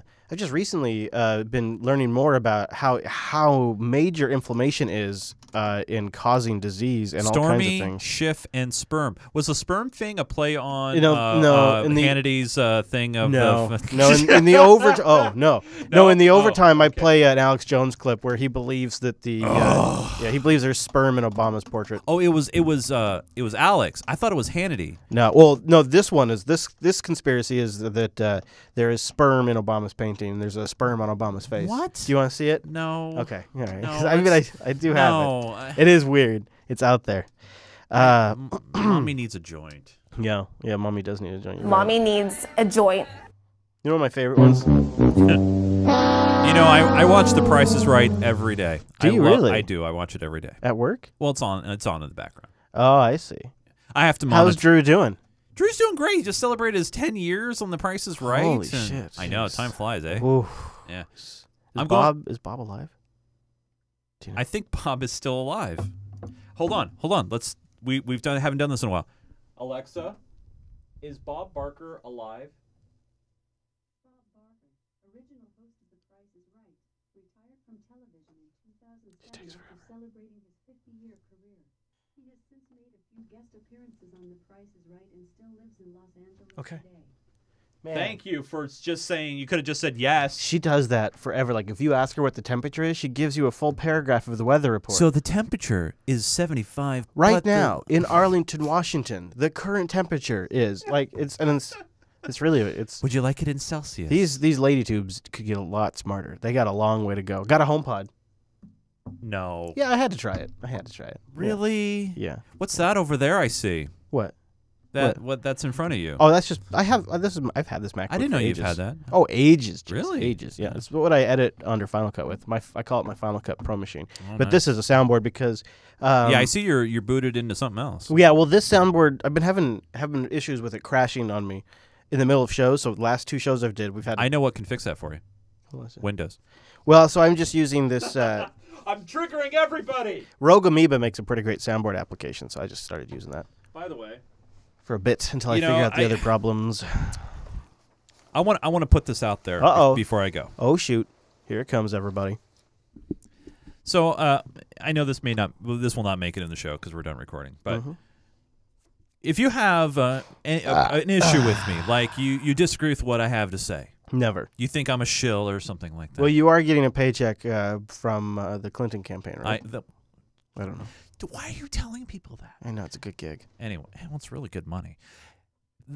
I have no problem in having a discussion. Actually, I have discussions with people during the show, and we have dissenting views, and that sort of thing. My butt's falling asleep. We gotta go soon. But when you line up, the first thing you do, like in your first sentence to me, is call me a name. Yeah, it's never gonna work. I'm never gonna respond to you. I'm never going to engage. Never gonna work. Never gonna happen. Never gonna work. We can talk. I agree, and we can be respectful to each other. And if we have dissenting opinions, that's totally cool. That's the best thing about Do you think that'll come back? Do you think that will come back? What? Having positive and good discord? Yeah, do you think that'll just come back eventually? I think it will, as long as people force themselves to actually have in-person relationships. What time zone is Grand Forks in? Is it Central, right? I believe so. I would ask the thing, but I'm afraid for the long What's answer. like the de facto central city? What do you go, if you want Central Time, what do you put in? Chicago? I think Chicago is, yeah. Yep, it is. Yeah. Yep, good call. And then I'll do New York. God, why do I know that? Sorry.